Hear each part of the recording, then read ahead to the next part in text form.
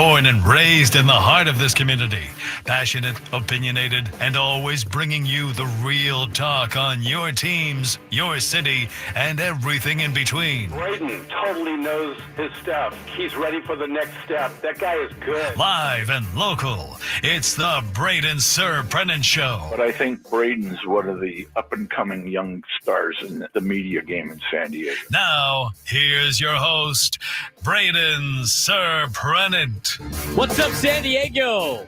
And happy Thursday to everybody out there. Always great talking on the round table with all of my fellow colleagues here at 97.3 The Fan. Got a great show planned today for the final 3 hours of this particular time slot as we go every single day from 10 to 2. Lots to dive into when it comes to the San Diego Padres, when it comes to San Diego FC after a big win last night. We even have some high school football news in town coming up at noon that we want to dive into as well. So a lot to get to on the Braden Surprenant Show today. If you want to weigh in, 833-288-0973, 833-288-0973. We are going to talk a little bit about the trade deadline as well, as there's a lot of pieces that could be available. We talked a little bit about it yesterday, but didn't really have all the time to get into it because of a lot of different things. Obviously, we only had a 2-hour show yesterday. And we got to get ready for the Red Series. Padres take 2 out of 3 from Washington. Padres won the Juan Soto trade. I'm going to say it again. In fact, every time that C.J. Abrams and James Wood come up to bat, and every time Mackenzie Gore pitches, you should just treat every at-bat and every at-bat like it's the result of the trade. I mean, that's how insane some of these things are. I talked about it yesterday on the show, about the Padres beating the Nationals and the fact that, Wood struck out to end the game on Tuesday. Oh, Padres won the trade. Well, guess what? Yesterday, James Wood and C.J. Abrams went 0 for 8 with 6 strikeouts. Who won the trade now? Who got fleeced now? Again, I can't even say it with a straight face. How ludicrous that sounds. That is insane. That is insane. It's so ridiculous. But now is a bit you will know, and the Padres play Washington again at this right after the All-Star break. We'll do the exact same discussion again. That will be our new bit of the show, Frank. We'll get into the Nationals and the Padres every single time. There's one thing that we're completely missing out of this Washington National Series, which made me really hate Washington more than anything else. What is that? They did not bring Bruce the Bat Dog on the trip. Is Bruce the Bat Dog is he supposed to travel? Has he traveled so far? He should have. He just got called up. He should have traveled with the team. Not on the travel squad, dude. They must have a college roster over there. That's a travesty. Absolute travesty. So that was yesterday when it comes to the Padre game. We're going to talk more about the Padre game in just a little bit.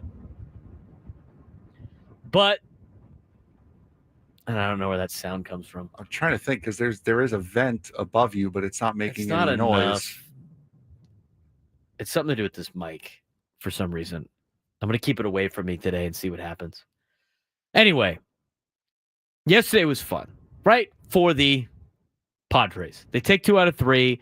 And again, as Ben mentioned, this is the official conclusion of the 26 games, right? In 27 days, if I'm not mistaken. Yeah. The Padres went 13-13. They went 500. That's fine. We said before that stretch happened, before I went to Italy, is when they started this stretch, we would take 500. And that's exactly what they did. If you want to break it down even further, like I talked about on the roundtable, and I've talked about on this show, and just you lop off the front and the back end because they're two lousy teams in the Pirates and the Nationals. Against just the good teams, they finished 1 game under 500. So the reality is, the Padres team going through their second most difficult stretch of the season, because the most difficult one's coming in August. They went around 500. That's fine. There are glaring problems. And we're going to talk about that later on in the show, about the first half of the Padres season. Again, tomorrow is game 81. Tomorrow is game 81 against the Reds. This is the halfway point of the season tomorrow at the conclusion of tomorrow's game going into the weekend series against the Reds. The ceremonial first half will not be until after the 4th of July week and the 4th of July weekend.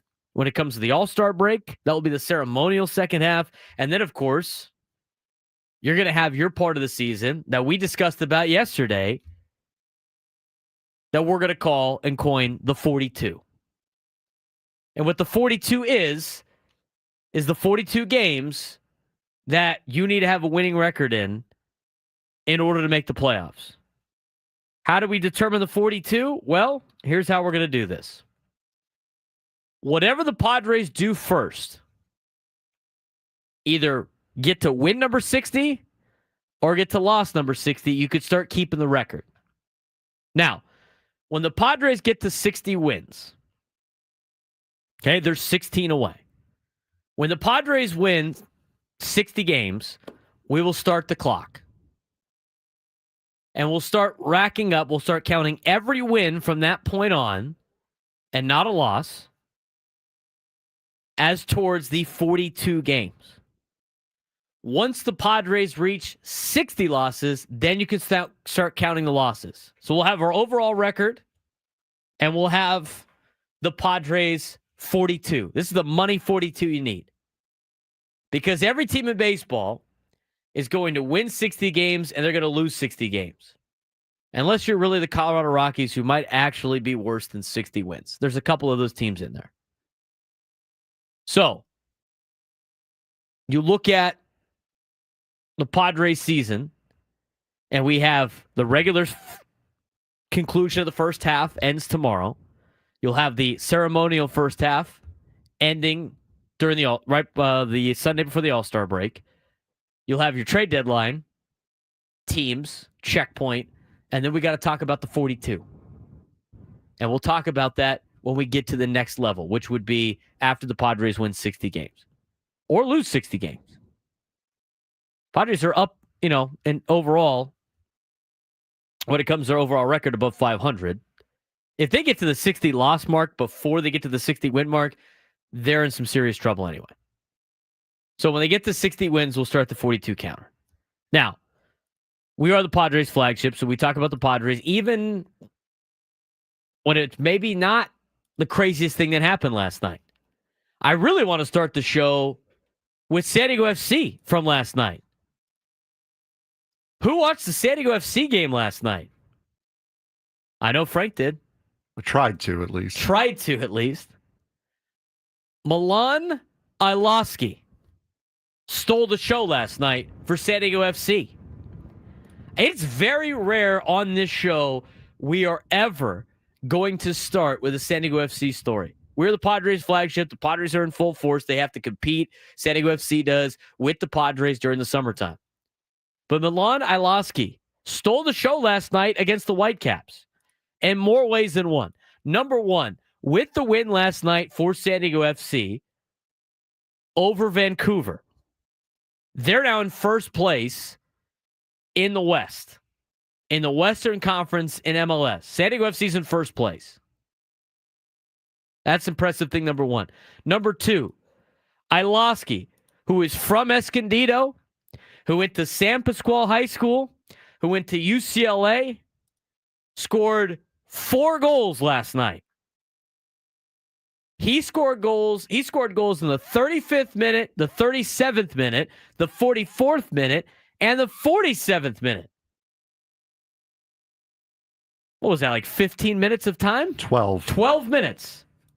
He scored a goal every 3 minutes for a 12-minute stretch from the end of the first half to the start of the second half. That is ludicrous. That is so insane.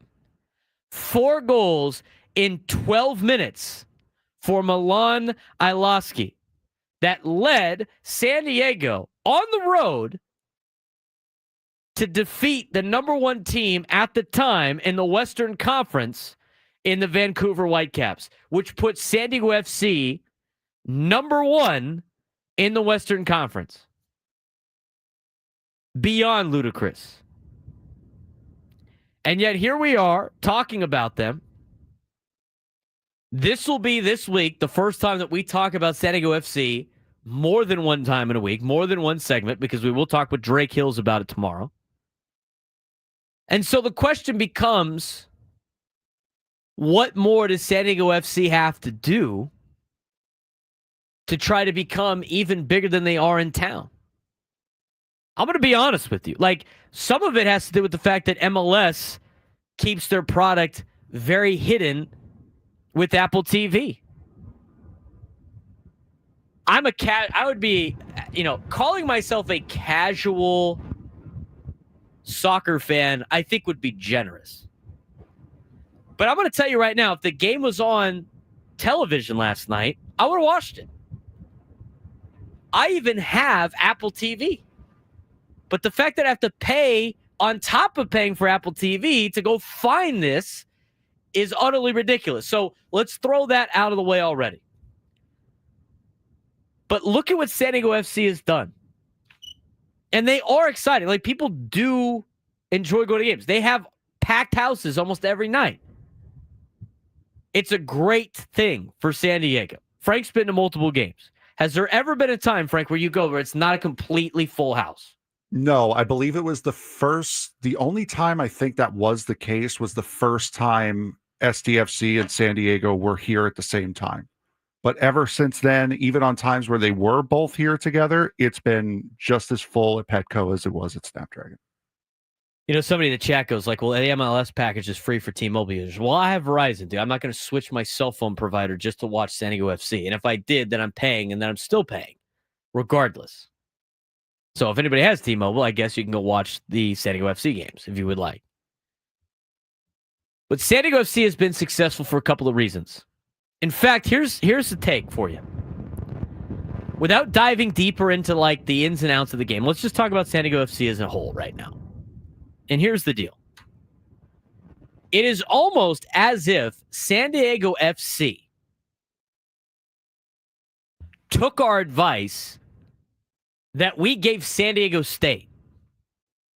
San Diego FC is what San Diego State promoted Aztec Fast to be.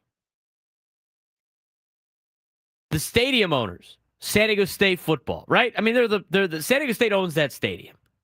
Their main product in that stadium is football.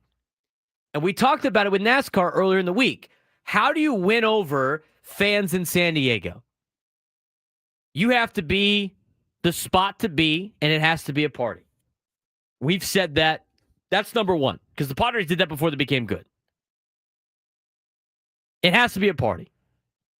I haven't been to a game yet for San Diego FC, but everybody I know that has been to a game, either as a fan or as a media member, says it's a party. It's tailgates, it's a party in the stands, it's a constant party. Check. Number two, you have to have an exciting brand of your sport. We talk about it a lot with San Diego State football. There are years where they were good, but they were not exciting. And when you're in a market like San Diego, you have to be somewhat exciting. Like, the Padres are good, but they're also exciting. They have exciting players. San Diego State, when they were good, and they have been good in the last 10 years. I mean, when I was in college, San Diego State was a good football team. They were winning the Mountain West. In fact, they went to the Mountain West Championship a couple times in a row. And then they did the same thing when they were in Carson. But the thing that they were not is they weren't exciting. San Diego FC is exciting. Mikey Varis and his style of play of being aggressive and going after wins and constantly putting the foot on the gas offensively, that is an exciting brand of soccer. That is a brand of soccer casual Americans can get behind. Again, for all the soccer people out there that love to just crush Americans that watch soccer, understand this. If you want us to watch your sport, first of all, be more open to Americanized version of the sport. And number two, understand that you're going to have to win over casuals, and a way to win over casuals is to not be elitist about your sport. You can't do that. I had a buddy talk to me about soccer last night. He's a big soccer fan. He likes the MLS. He watches international soccer. And he said the biggest problem with American soccer fans is the fact that they're trying to just copy what the United Kingdom and what Europe is, instead of embracing the fact that this is a different country. Wearing the scarves, calling the cleats boots, calling it a pitch. Those are all terms that are used in Europe because those are European terms. They're not soccer-specific terms. Having an own identity. So, in terms of casual fans, and there's a lot of them here, America is not a big soccer place. San Diego is. We produce a lot of great soccer players. But the brand of soccer that San Diego FC plays is exciting, pedal to the metal, go after it, go, go, go. Kind of what they told us Aztec Fast was supposed to be. So San Diego FC listened for a couple of things. They made it a party. They've had an exciting brand of their sport. And they're good. And they win. That's like the icing on the cake. They did everything that we said San Diego State football should do. And guess what?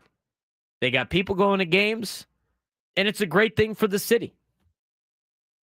It's a great thing for the city. And like I said before, you're trying to win over casual soccer fans. There's already a guy in the chat calling me dumb for saying the Americanized version of the sport. Brother, you want people to watch your sport, stop being elitist about it. Stop. You say anything about soccer ever. This is why we don't talk about your sport. Anytime we open our mouths about the sport, it turns out this is wrong, this is wrong, this is wrong, this is wrong. Don't watch our sport.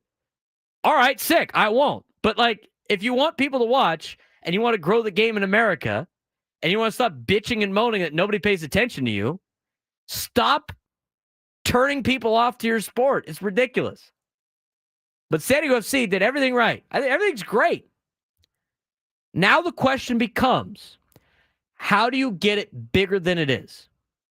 Or is this the biggest it can be? Look at Atlanta. I think this is a great comparison. Atlanta, Georgia. Atlanta has the Braves. Atlanta has the Hawks. Atlanta has the Falcons. Atlanta has Georgia football. They're an SEC country. All of those things. Their soccer team draws huge. And they're not that good, but they draw huge. They fill and do a great job of filling an NFL stadium for their sport. And they talk about it all the time. Everybody's talking about it. Out here, I'm going to tell you right now, aside from people I know that are diehard soccer fans, I don't know anybody else that's like into soccer. So how do you make that a thing? That's the question. I give it a chance. I mean, people, again, they just want to like crush the non-soccer fans. They're trying, man. Stop being elitist about it. All my friends, when I told them, hey, look, this kid, they're like, who gives a blank? And that's most of the people I know. How do you get those people to buy into a major league sport? That's the next goal. Because San Diego FC has taken the MLS by storm.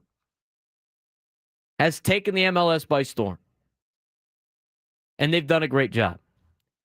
When we come back, we'll get Frank's take on the outcome of the game. He watched it last night in full about all the craziness. I'm going to ask Frank. Frank is our local soccer enthusiast besides Drake. Frank's up there. We're going to talk to him when we come back and get you the full look. 833-288-0973, 833-288-0973. This is the Braden Surprenant Show, just getting started on San Diego's #1 sports station, 97.3 The Fan.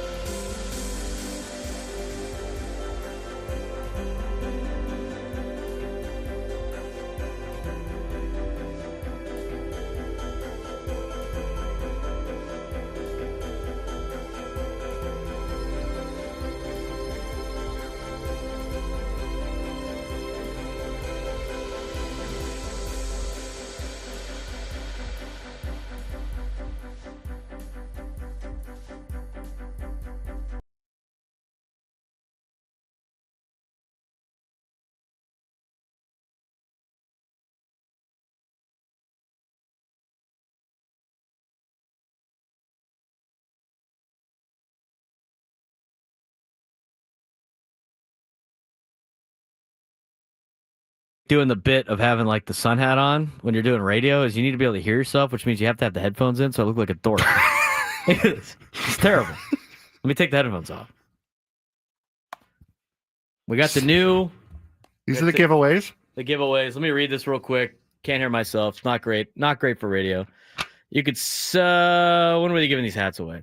All right, so you can celebrate Independence Day at Petco Park as the Padres host the Rangers for a 3:40 game. It's a Star-Spangled Party on Friday, July 4th, as the Padres celebrate Independence Day at Party in the Park, presented by Southwest Airlines. Enjoy $5 drink specials, live music, and more in Gallagher Square. Visit Padres.com/tickets to learn more.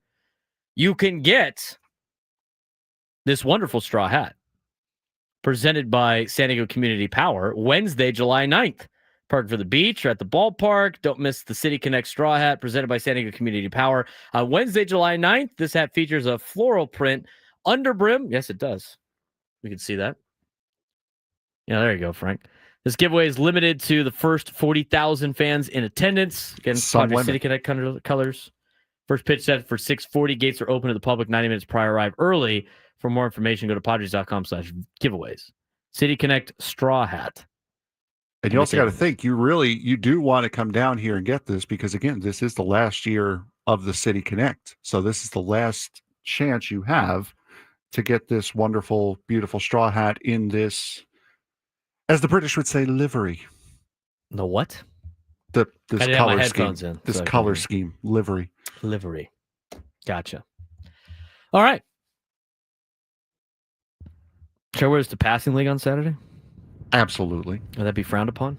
No. Well, I mean, it depends. Adam yelled at me for wanting to wear one in studio. He thought I was going to take it. You have to leave one in studio. I already claimed the first one.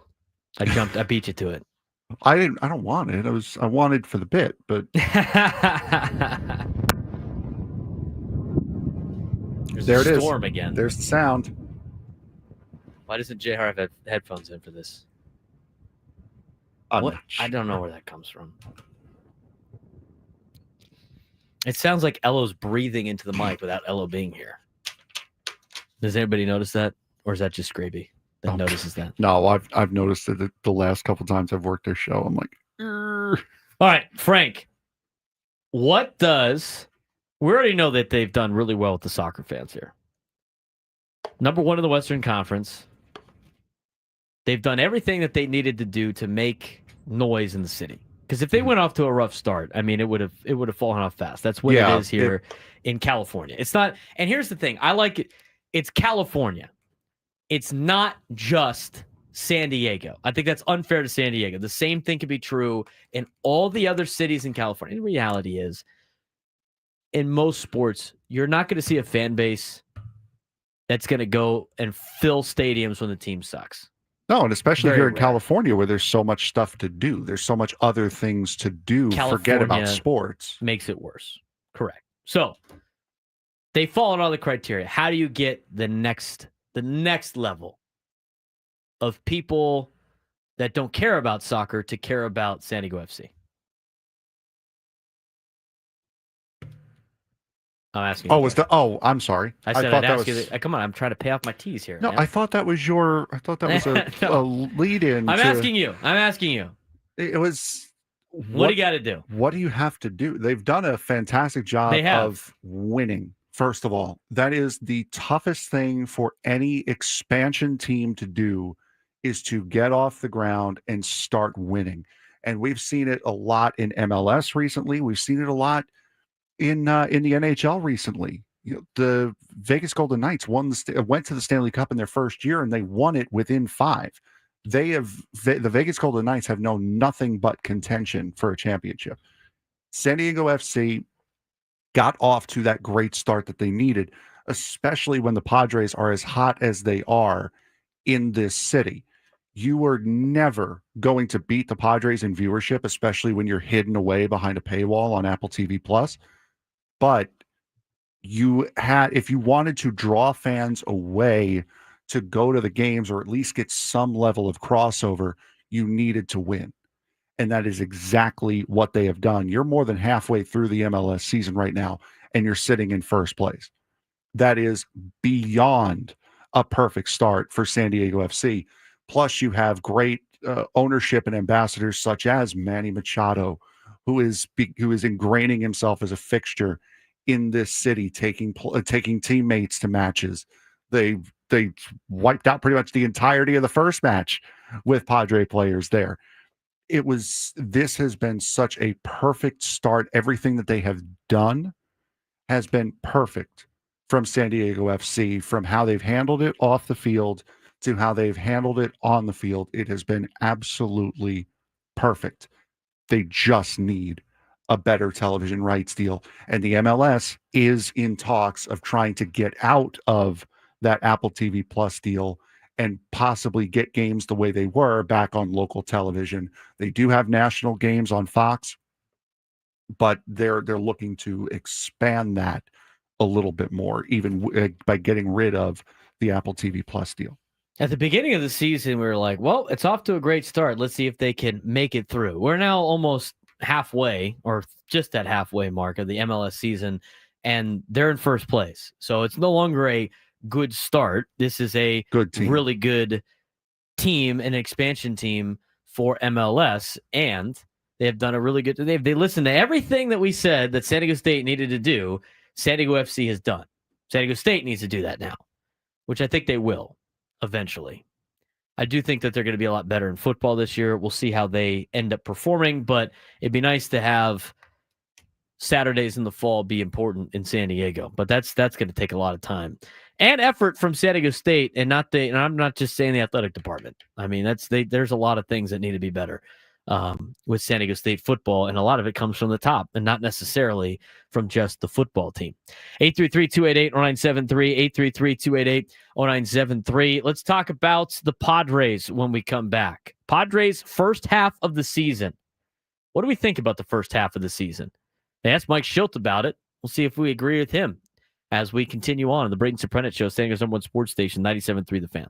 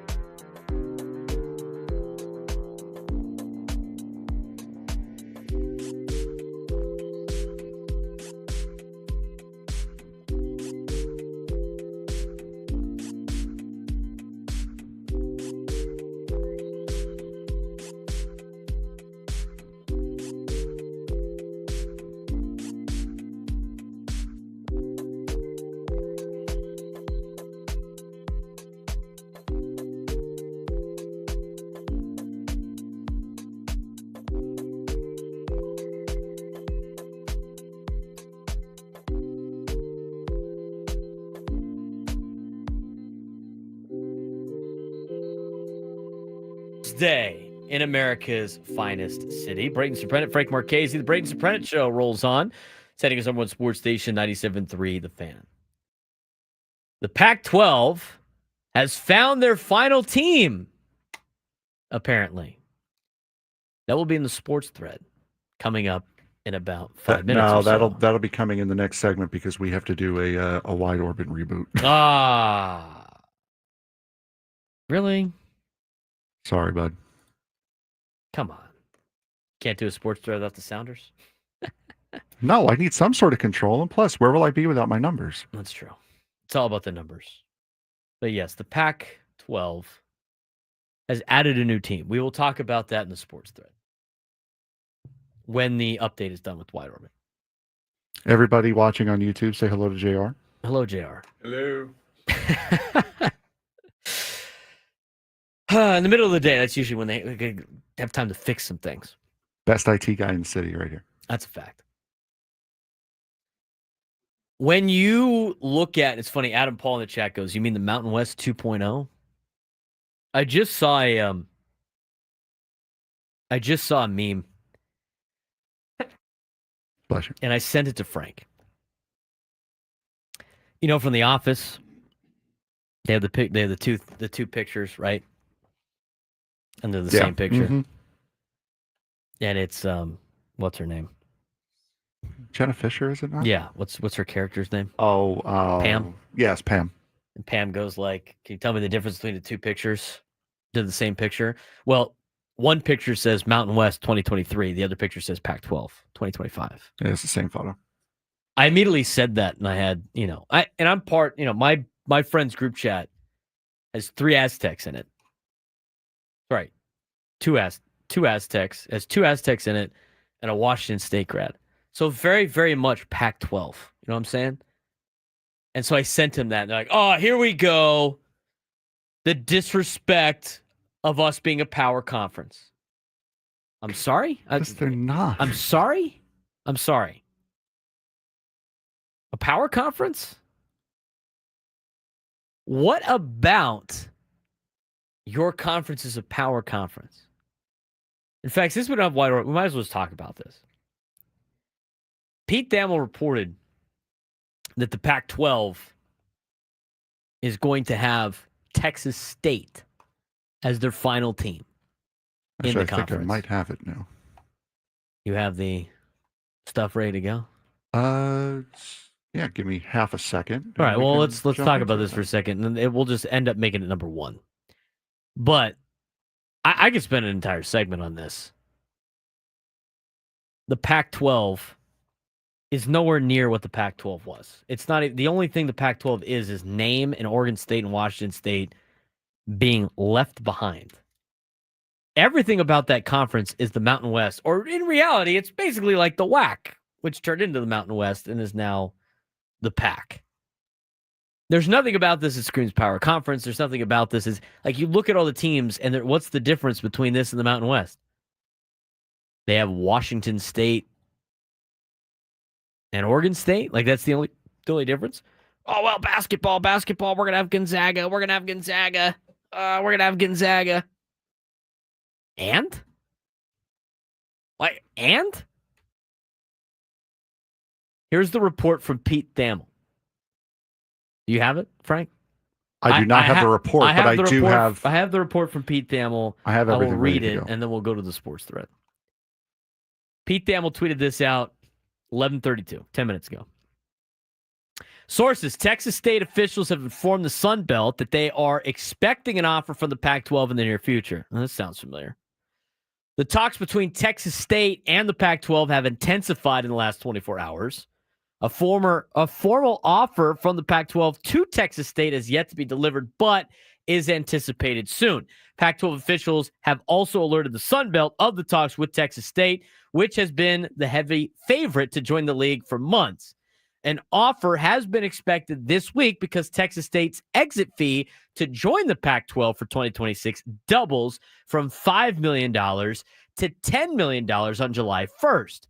Texas State would become the league's 8th football member. There'd be 9 overall teams in the conference, including Gonzaga. The Pac-12 needs an 8th member for football for 2026, which is the minimum for an FBS league. All right. Texas State. We'll dive into that more after we get to the sports thread. You know that group chat? The one that's always blowing up with the biggest sports takes, debates, and breaking news? You got barbecue back there, and you didn't invite me? Yeah, we've got that too. Welcome to the Sports Thread, where we break down the top 5 stories in sports, just like you would with your crew. Oh, no! Disaster!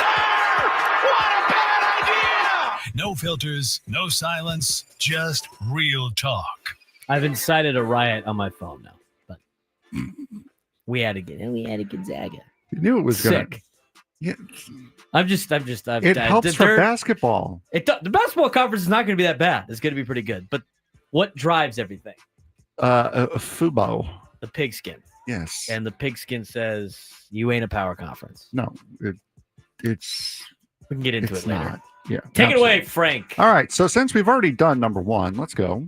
Number 2. The NBA draft was last night, and surprise, surprise, Cooper Flagg out of Duke was taken number 1 overall by the Dallas Mavericks, as they called that they were going to do about a month ago.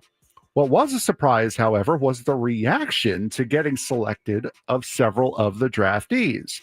Rutgers guard Ace Bailey was taken by Utah with the 5th pick and said it was, quote, not a preferred destination. South Carolina forward Colin Murray Boyles was seen vocally showing his displeasure with being drafted by the Toronto Raptors with the 9th overall pick. Meanwhile, the Brooklyn Nets had a record 5 picks in the first round and chose 4 guards with the first 4 of them. How has the NBA draft become such a circus? Everybody's trying to be the NFL draft. They can't do it. They can't do it. I mean, I've never once seen a college football player verbally mouth an expletive after getting drafted by a specific team. The NBA did that to themselves by empowering their players more than they probably should have. Yes. I mean, I agree with that players, 100%. The players make all the decisions there, and it makes it non-competitive, non-fun, like not a fun league to watch. They have load management, everything like that, and they wonder why ratings are going down. I'm seeing Eli Manning in the chat. Eli Manning did not explicitly yell his dad a word on camera when he got drafted. He shook his head and showed disappointment and disapproval, but he did not shout an expletive when he got picked. He did not. That's drastically different. That was, I mean, the lack of unbelievable. Respect. I mean, it is what it is, though. This is what you see this in a lot of different, I think you're going to start seeing that more and more in sports. I agree 100%. You unfortunately agree with that. Yes. How about Rutgers getting 2 first-round draft picks, 2 top 5 picks, and being below 500 last year in basketball? That's hilarious. Unbelievable. Rutgers. And meanwhile, I mean, of course, every draft night, it comes back around the year the Knicks drafted Kristaps Porzingis. And it comes with that video of the guy from New York screaming, "Who the heck is Tingus Pingus? I've never heard of Lativia." Like, where did they draft this guy from? A great video if you've never seen it. Number 3. All right, I think I've cooled down enough to be able to talk about this topic on air. On Tuesday night, D-backs second baseman Ketel Marte had to be consoled on the field by his manager and teammates. You are cooled down enough. Yes, after a fan said something insensitive about his late mother who died in a car accident in 2017. The fan was ejected from the ballpark and subsequently banned from Rate Field, home of the White Sox. It was announced later yesterday that the fan has now been banned from every single major league ballpark for an indefinite period of time. Is there anything more that Major League Baseball can do to outcast and humiliate this 22-year-old as he so rightfully deserves? No, that's enough. I mean, not being able to go to a baseball game for the rest of your life, because you're stupid and, do stupid things. I think that's enough. I mean, there's not more he can do. Ban him from every minor league stadium, too. I mean, that's the type of guy that's never probably going to go to a minor league game anyway. But, if you want to do that, I guess. Every little league park in your general area. I mean, let's not give the guy the death penalty here. I mean, he did say some outlandish things, but I think the getting banned for life from all the MLB stadiums is probably enough. You play stupid games, you win stupid prizes. I think too many fans have been emboldened to say outlandish things because of social media and think they can get away with it. You're a monster, dude. Like, just like what kind of I can't even describe the level of person you are to say the things that you decided to say. But again, there's no, in this world of social media, there's no I can't even think of the word right now. There's no actions, whatever. Consequences. Yeah. I was looking for consequences. There's no consequences to your actions. You say that to him like anywhere else, and the guy knocks you out. Yeah. Frankie Watkins in the chat is very, very similar along the lines of me. Is if you say something like that, the player that you said it to gets a free crack at you. Yeah. Bring you on the field. There's no security. There's no nothing. There's no fans trying to get in the way. The player gets a free shot at you, period. Just one right to the jaw, and that's it. That's how you do it. That's how you stop it. Because that means, oh no, I have to face the consequences of my actions. And that should be the way it is. Number 4. People have been emboldened because of social media. Absolutely. Ronald Acuna Jr. has been a ball of fire since he returned from the IL in the middle of May and has been a major part of the Bravos' turnaround in form. Acuna currently sits 4th in All-Star voting for National League outfielders, and as of yesterday, announced his entry into the Home Run Derby, which the game is being played in Atlanta. Acuna has only played 31 games this season and has been very good. But should he be in the All-Star conversation, having played less than half of the games this season? Should he be in the Home Run Derby or the All-Star game? Should he be in the All-Star conversation because he's played less than half of the games that the Braves have had this season? Let me ask you this question. Is the All-Star game the best players or the most entertaining players? It should be the best players. But what is the All-Star game for? I understand it's a show. I understand it's a spectacle. That's what I'm asking. I get that it's a show. What is it for?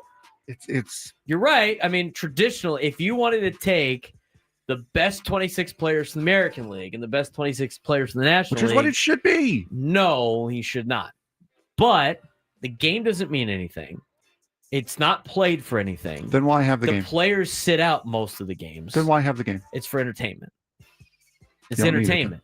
You want to try to have your biggest stars there. That's why they have a fan vote, because they want the fans to decide who they want to see in the All-Star game. So, from that, I agree with you, Frank. You're not wrong. You're not wrong. But at the same time, the reality is the All-Star game is just a gigantic showcase to show off all the best players and the most popular players that Major League Baseball has. So from that perspective, I would say it doesn't really matter. I get that the fan votes have happened for a long time, as they should. And that's for the starters. It's always a fun gimmick. It's always good to have gimmicks. Gimmicks are not bad. This is, we're doing a gimmick right now. But if you're an all-star, this is something that everyone talks about on your Hall of Fame resume. He's a 16-time all-star. It should be that you are considered one of the top 26 best players in your league that year. Then get it out of the Hall of Fame conversation. They should have the all-MLB count more than all-star. Yeah. Just like the NFL does with their all-pro teams. It's better to be on an all-pro team than it is to be in the Pro Bowl, because the Pro Bowl is a joke with everybody that sits out of it. Then they have all these Pro Bowlers that some of the guys don't even deserve to be in the Pro Bowl. Exactly. Right? So, yes, I agree. The All-Star game, when it used to matter and they'd play for something, sure, count it. Have stipulations. It's not played for anything anymore. It's a gigantic showcase. It's a marketing thing. Let's show off our best players. Let's have all the players that are exciting and all that stuff. That is what they should do. So then at the end of the season, when they do the All-Pros, the all MLB should be the Hall of Fame conversation and should be towards your accolades more than All-Star. Like on Baseball Reference, don't put a star next to his name for an All-Star. Put a star next to his name for an All MLB, which just started not too long ago. Absolutely. 100% agree with that. Number 5. Conversations have been going on surrounding the NHL and their new CBA, and one surprising detail has been found out. The NHL is looking to add 2 more games to its schedule, making it an 84-game season from the current 82. The plan would be to drop 2 preseason games and add them to the regular season. Some players are voicing concerns about wear and tear of the additional games. The current CBA is set to run out just prior to the 2026 season beginning, but news today is suggesting that a 4-year extension is already in the works. Would it be a good idea to extend the season of a sport that is already one of the most physically demanding in the world of sports? No. Do not expand the sport. Do not expand. They don't need more games. Like the NFL, these gladiator sports don't need more games. They have plenty. Hockey already plays way more games than they probably should in terms of just the physicality. Plus, the playoffs take 2 months. They take 2 months because 16 out of the 30 teams or whatever, how many teams they have in the NHL now. I think it's 31. Yeah. Make the postseason. You don't need more games. They probably need less games. I understand. It's all money. I get it. But you don't need more. Why? It's just going to lead to more injuries and the best players missing out on more games. Don't need more. They want more divisional games. That's what they want. After they realign the divisions, that's what they want. We're going to talk about the new Pac-12 when we come back. Also, some high school football drama in San Diego that needs to be addressed. All coming up in the next hour. The Braden Surprenant Show on San Diego Someone Sports Station 97 The Fan.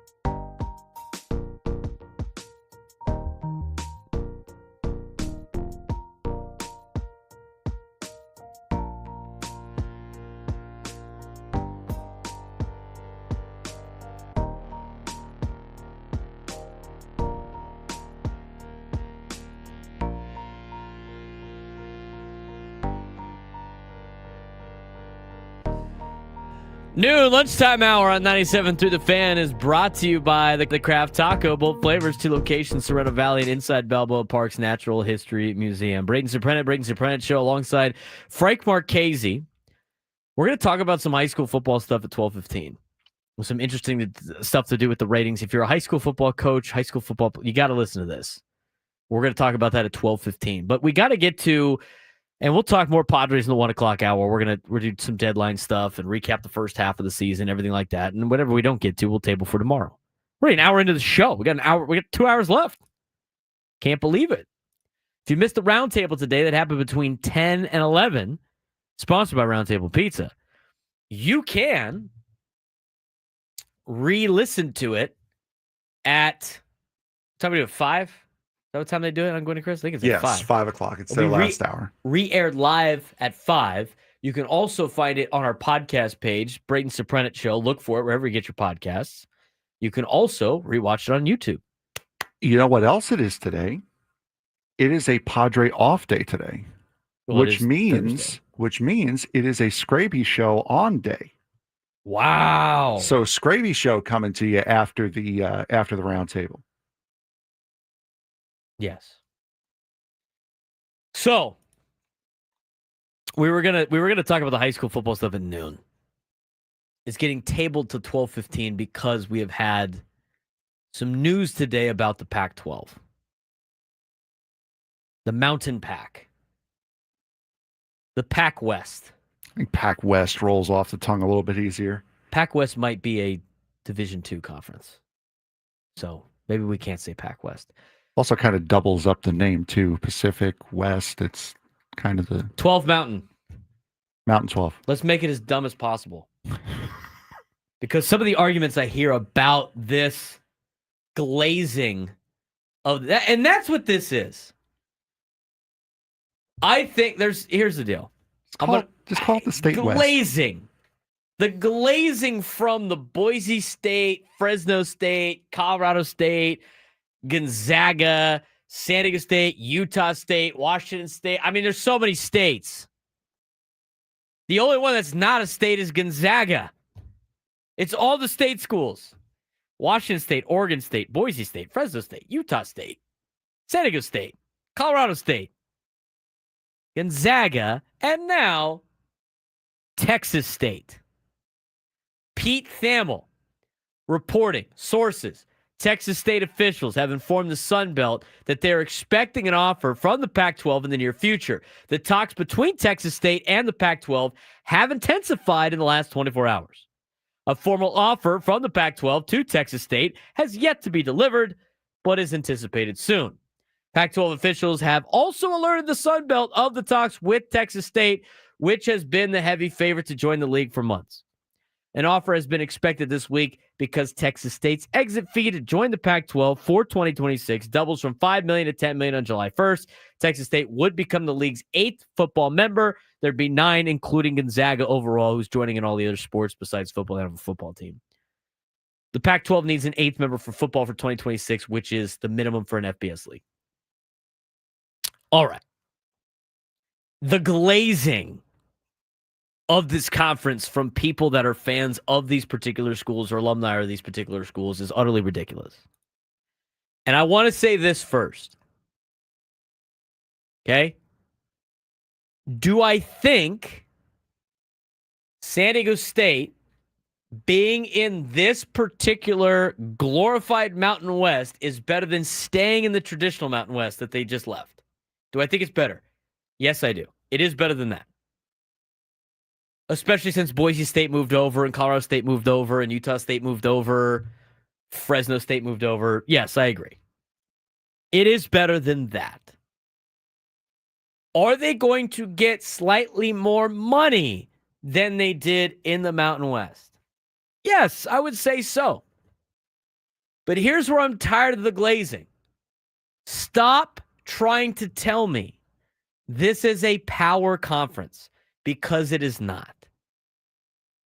I don't even think in football specifically. Now, basketball is not bad with basically San Diego State and Gonzaga. I mean, that's reality what it is. Like Utah State's good. they've been pretty good. Colorado State's been pretty good, right? Fresno State's awful. They're awful in basketball. Boise State, the last couple of seasons, been good. Texas State's not very good at basketball. It kind of knocks you there. It's not a bad basketball conference. You essentially lopped off the bottom half of the Mountain West and took the top half, paired them with the two worst teams from the Pac-12, and added a school from the Sun Belt with a West Coast Conference team mixed in. But here's where the glazing needs to stop. Stop trying to tell me they're the fifth best football conference. They're not. Oh, Boise State was in the playoff. Boise State. Yeah, Boise State's really good. Nobody else in that conference really is. I would argue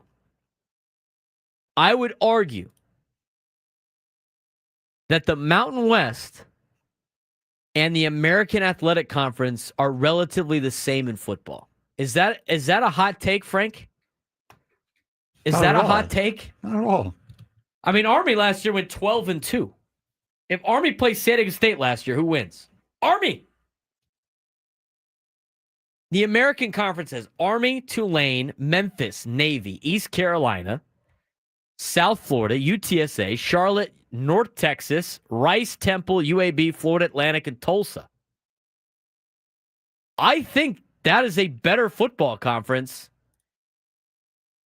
than Washington State, Oregon State, Utah State, Colorado State, San Diego State, Fresno State, Texas State.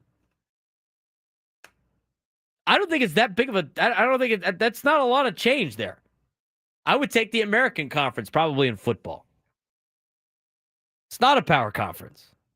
So the glazing that this is all phenomenal is just, it falls on deaf ears with me. Oh, well, we added a program from the state of Texas. That's now a recruiting market for us. What are you talking about? Texas State has been better in football. They've been pretty decent in the Sun Belt. They've had some pretty good years the last couple of years. But don't tell me getting Texas State in San Marcos. It's spelled San Marcos. They call it San Marcos. Don't tell me that's going to bring eyeballs to your conference. Same thing with UTSA. San Antonio does not care that much about UTSA. They really don't. What two schools, Frank, does San Antonio probably care about when it comes to college football? That'd be the University of Texas, San Antonio. UTSA Roadrunners would probably be one of them. No, not even that. What two teams in the state of Texas does San Antonio pay attention to more? Probably going to make me say the Texans and Cowboys, right? No. It's the two big schools. It's Texas and it's A&M. Oh, all right. Fair enough. That's it. That's it. They don't care about UTSA playing the Alamo Dome. They especially don't care about Texas State. I mean, I've spent time there. They don't care about the small private schools either. That was one of the big time. Oh, if we add TCU, we add SMU, they're going to take the Dallas market. The hell they are. Nobody at Dallas watches TCU or SMU football. You think they got the Dallas Cowboys? You think they're watching SMU or TCU? They're not watching SMU or TCU football. Oh, look, the purple school down the street's pretty good. Let me flip it on for a couple minutes. They're not into it. They don't care. They care about Baylor? They don't care about Baylor. They barely care about Texas Tech and Houston. That is strictly a state that is Texas and Texas A&M. Everybody that grows up in that state either picks one or the other, and if they're lucky enough to get into those schools, will stick with those schools. If not, they go to other places in Texas, and guess what? They still root for those teams. I see it all the time. There were so many students that I was at TCU, or were Texas stuff all the time. Same thing with A&M. Because they grew up a fan of those schools, and then it's they actually talked about those schools more than anybody else. But nobody cares about college football in Texas, aside from the alumni of those schools, maybe. But the state of Texas, that's Texas and Texas A&M. Adding Texas State ain't winning you the state. It's not giving you the TV numbers either. So you look at this deal. It's slightly better than the Mountain West. It's not astronomically better. You're getting a slight bump in payouts from TV. But the exposure and the TV contract is relatively the same deal that you had in the Mountain West. So are you better off a little bit? Yeah, you're slightly better off in this makeshift Mountain West, but you can't tell me it's a power conference, and you can't tell me that it's like this huge deal when it's not. Stop trying to slap lipstick on a pig and try to tell me it's great. It's not. It's not great. It's okay. It's like borderline mediocre. It's not great. We talked about it before. How does San Diego State get more people at their games? Now, right now, again, it's not like San Diego State had a choice to an extent. It's not like they went. It's not like tomorrow they could go, you know what? We are going to join the Big 12. Let's be real here. Let's be real. I think they had a slight opportunity. I think they could have put more apples into trying to make that opportunity happen, but it was still a pipe dream. The reality is they have to try to get out of this situation. They basically just took a slight step forward, and then all their buddies came with them, and then they're looking around like, we can't escape these guys. San Diego State can't escape these schools. They've been with these schools for so long. They left the WAC, they start the Mountain West, and guess what? Half the WAC joins them in the Mountain West. San Diego State makes the first leap with Boise State to go to the Pac-12. Thinking that everybody was going to stay. Hey, we're going to leave all of you guys behind again. And guess what? They always can't. Right back with them. They can't escape these schools. They can't escape them. And until they make that big jump, it's going to be the same. They already don't do the whole Saturday needs to be a party in San Diego. Don't do that. Team needs to be exciting. I do believe in Sean Lewis. I think the team will be better this year. Team needs to be exciting. They were not last year. Team needs to be good. They were not last year. What's going to get people to go to the stadium? Getting better teams in there. So trying to join a different conference. I don't know about you, but all the teams that we talked about before being boring draws are all the same teams that are coming to town in this new conference. Oh, Texas State's coming. Sick. We get to play Texas State. The Bobcats. Maybe San Diego State and Texas State can argue how to pronounce San Marcos. Maybe that could be the rivalry. We have a San Marcos. You live in San Marcos. It's dumb.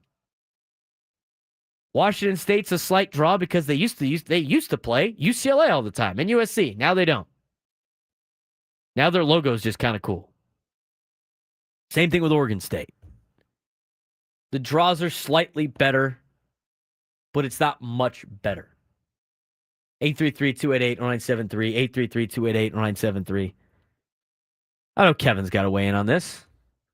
About the Aztecs. What's up, OG? Kevin in Chula Vista. Mr. Braden, anything I can do to keep you entertained and throughout the week, I'm all for it. You got 20 hours a week to kill on the radio, so I'm happy to be here to make you feel better. Having laughed that off, I'm with you on this whole debacle that continues to be foisted upon the public here relative to this so-called Pac-12. They're not a Pac anything. And you're absolutely spot on in the analysis of it's a lateral move, basically, is the best that they could come up with. And still, there's no rivalry here out of any of these teams. That's what San Diego State has lacked forever and has been complained about. There's no rivalry school here. So you've lost that opportunity. The money, it's a lateral move, as you pointed out. This whole Texas State thing, basically it's Texas State because there's no other school west of the Mississippi that has any inclination or desire to be part of what is a debacle. And if they would go back and just be honest and rebrand this conference, change the name, be accurate on it instead of trying to be the pretend people that they are. It is what it is. It's basically a house of cards, and it's not going to do well. And one of the reasons I don't go to the games, and we don't talk about this enough, people bitch about baseball being long. When's the last time you've gotten out of a football game, be it pro or college, in under 4 hours? Because every time you turn around, it's a TV timeout, or they're timeouting for instant replay or some other damn thing. So, people don't have the luxury of sitting 4 or 5 hours in a stadium. They just don't in this day and age. And it applies to football as much as it does to baseball. And they need to get a hold of this as well within the college football ranks. Look, if they need to take a TV timeout, Braden, why can't they do a split screen like they do with other sports? I don't understand this.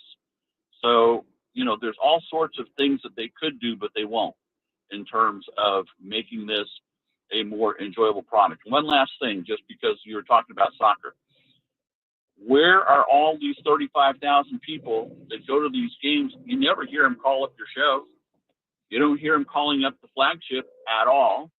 They have great announcers for the broadcast, but yet there's no interest shown outside of the games. These people, Braden, they go to the game, and what happens? They go back into hiding? Are they in witness protection or what? I don't get it. You tell me. I don't know, Kevin. I mean, it's hard when you're talking about the Padres all the time to come in and flip it to something else. I understand that to an extent. I mean, we do, we talk about them probably once a week. I just don't, I don't see the, all over the place. It's just, it is what it is. It's hard to compete with the Padres in town. It's just, it is. That's the reality of the situation. College football games are long. I went to the Tennessee-Alabama game in 2022. That game was like 5 hours long. It's exciting. It's Tennessee and it's Alabama. I don't want to spend 5 hours of my Saturday watching San Diego State play Colorado State. I don't care. It's not. And you know what I especially don't want to do? I especially don't want to pay $120 that I paid for Tennessee-Alabama in order to watch San Diego State play Colorado State. That is not a $120 product. That is like a $10 product. That's also part of the problem. 833-288-973. 833-288-973. We got some high school football news we got to pass along. There's a lot of coaches that want to weigh in on this as well. And we'll talk about that when we come back. It's something to do with the San Diego section having a dispute with the rating system in town. We're going to quickly talk about it and get back to Padres coverage. How do the Padres do in the first half of the season? First half finishes tomorrow. The first game in Cincinnati is game 81. We'll talk about that as well, what Mike Schultz said when we come back on the Braden Surprenant Show on San Diego's #1 Sports Station 97 through the Fan.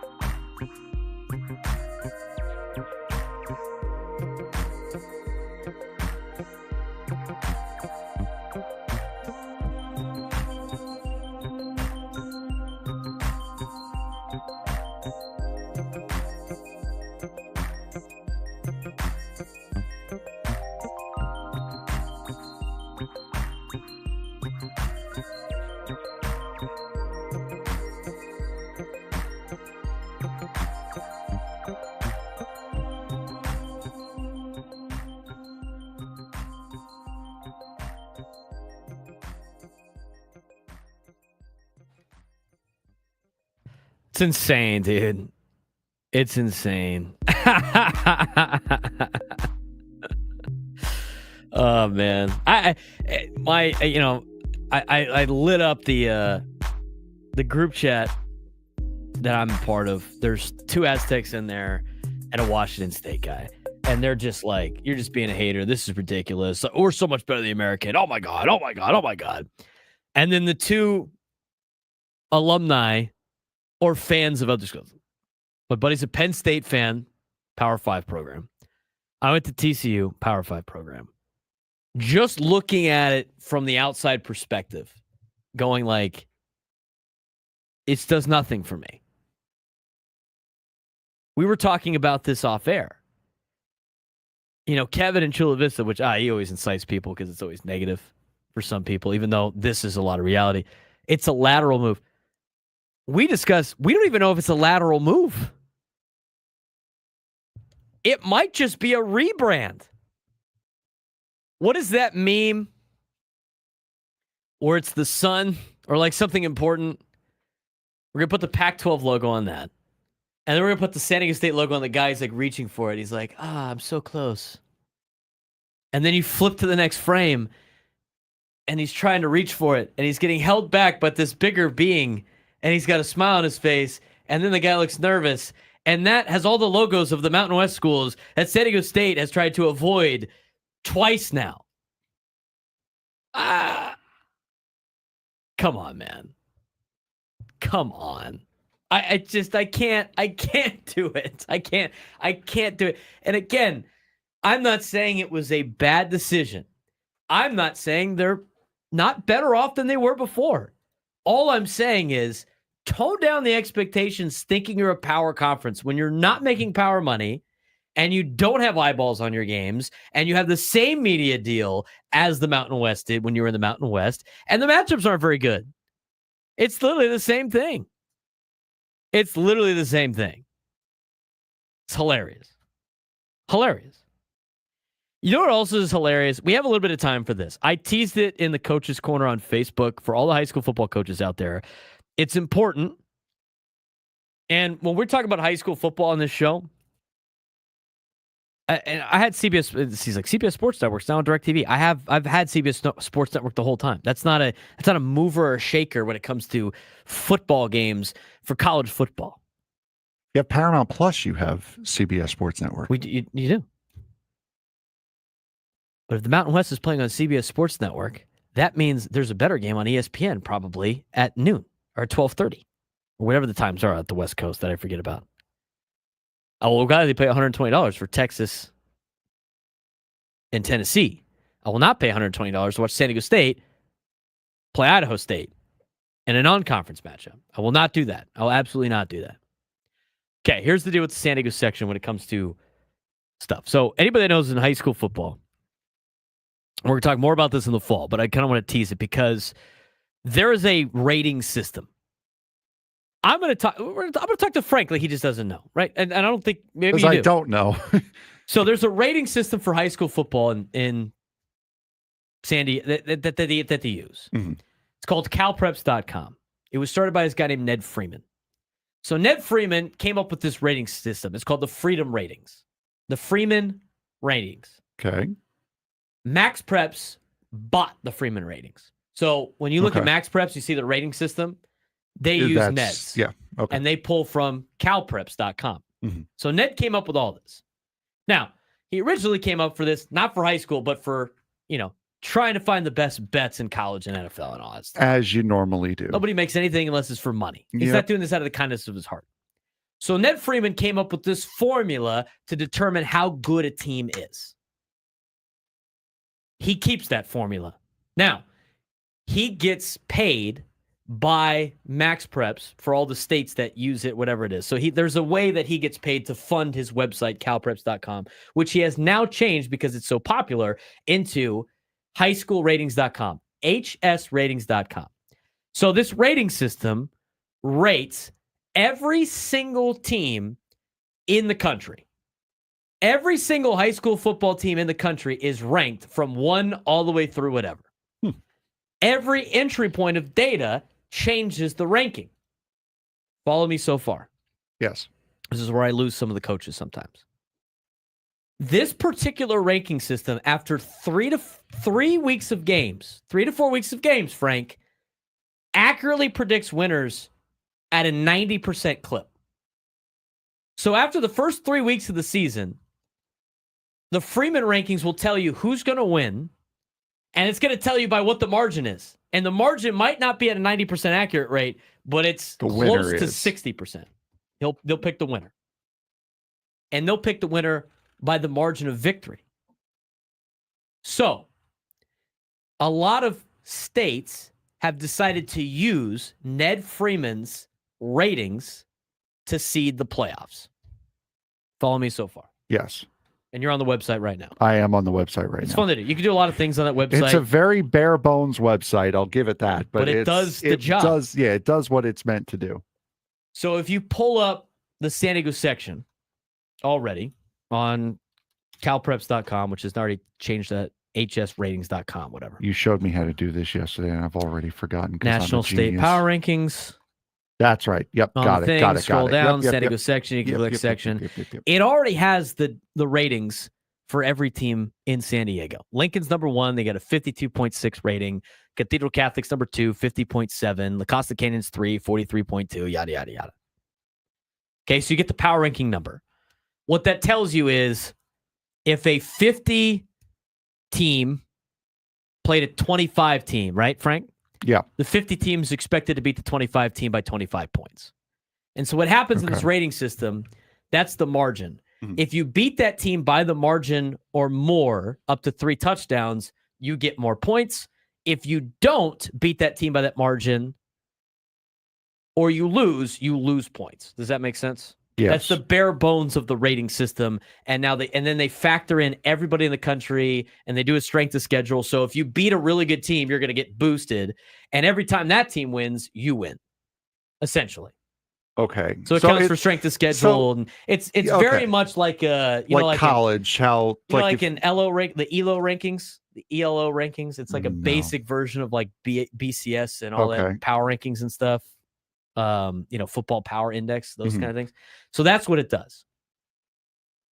So what they decided to do is, and the Southern section did this first, they seed the playoffs based on the rankings here. So instead of having a bunch of coaches cuss and discuss about who they think the team is better, they'll just go and spit out all of these numbers, and they'll seed it as follows. Mm-hmm.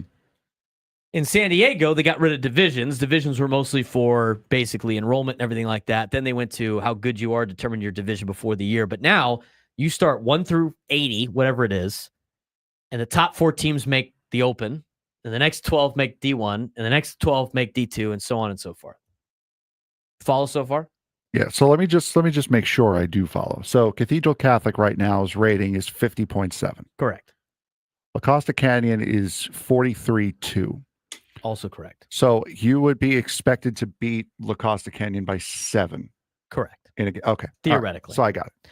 So if you look at those rankings, since there's no divisions, if the season ended today, Lincoln would be the number 1 seed in the Open, Cathedral would be 2, LCC would be 3, Mission Hills would be 4. Does that make sense? Yes. Mm-hmm. So that's what they did.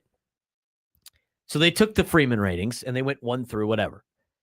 So now with strength of schedule, there are teams that are going to have losing records or not do very well in the grand scheme of things, record-wise, that are going to be ranked higher than teams that might win more games because they played better teams.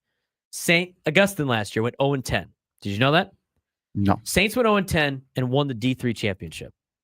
Good. Well, They went 0-10. They played a bunch of good teams. They got seeded in D3 because that's where they were rating-wise. And then they played a bunch of teams their caliber. They beat up on them, and they won a CIF championship. How are the divisions classified? It's just 1 through whatever. Well, no, I know that, but in Long Island, at least, I know Long Island a little bit more. It's 1 is the high. 1 is the highest. No, it's like Division 1 is you have, I believe it's the most kids in the school. It goes by school population. There's no enrollment in California. Okay. Because you want to have teams playing better caliber teams. The argument against that, right, is Cathedral's a small school. Yeah. But they don't play like a small school. It's a private school. Do you want Cathedral playing Olympian in the playoffs? Because when I was in high school, we played Olympian in the championship game. It's a little bit of disparity there between Cathedral and Olympian. Yeah, as far as enrollment. Yeah. So that's why they don't do enrollment. So they seeded it, everything 1 through whatever. So 64 teams make the playoffs in San Diego. That is because San Diego section in their bylaws have decided 64 teams need to make the playoffs out of the 80-something that they have. That seems a little 80% ridiculous. 80% of San Diego football teams in the section make the postseason. That seems like it dilutes the postseason a little bit. It does. It does dilute the postseason a little bit. So when I told you that St. Augustine went 0-10 and won the championship, you immediately rolled your eyes like that's ridiculous. Most people brain did. Broke, yes. Most people did. But again, there were 36 teams last year that had a winning record. 36 teams last year had a winning record. 64 have to make the playoffs. So all of these extra teams made the playoffs with losing records. And people bitched that Saints made it at 0-10. And they weren't the only team that made it 0-10. There was multiple teams that were 0-10 or 1-9 that made the playoffs because they were better than some of the teams that went 4-6 because they played better competition. So what happened is the people of San Diego, either at the BCIF kind of made some comments. There was an article that John Maffey wrote that and again, it wasn't John Maffey. He was getting all of the opinions from the coaches. A lot of coaches were like arguing that Ned Freeman's rankings are stupid. But let me clarify here. When you have 36 teams in San Diego, 36 teams in San Diego have a winning record, but 64 make the playoffs because of the CIS bylaws.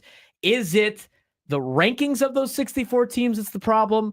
Or is it the problem, the fact that they have 64 teams making the postseason? It's the fact you have 80% of your teams making the playoffs. Correct. But they blamed Ned Freeman and saying your rankings are, and everybody blamed the computers because God forbid the computers are right for anything. And it's like, this is ridiculous. Back in our day, we never had these things. And then Ned Freeman, who runs almost all of the country's playoffs. Is there a money incentive to any of this? He gets paid. No, I mean for the schools to have that many teams in the playoffs. Now, CIF makes money off the gates for playoffs. The more games, the more money CIF makes. Now it all makes sense. Right. So he cut off San Diego's section. This is the best rating system in the country to determine the playoffs. It's so accurate, it's ridiculous.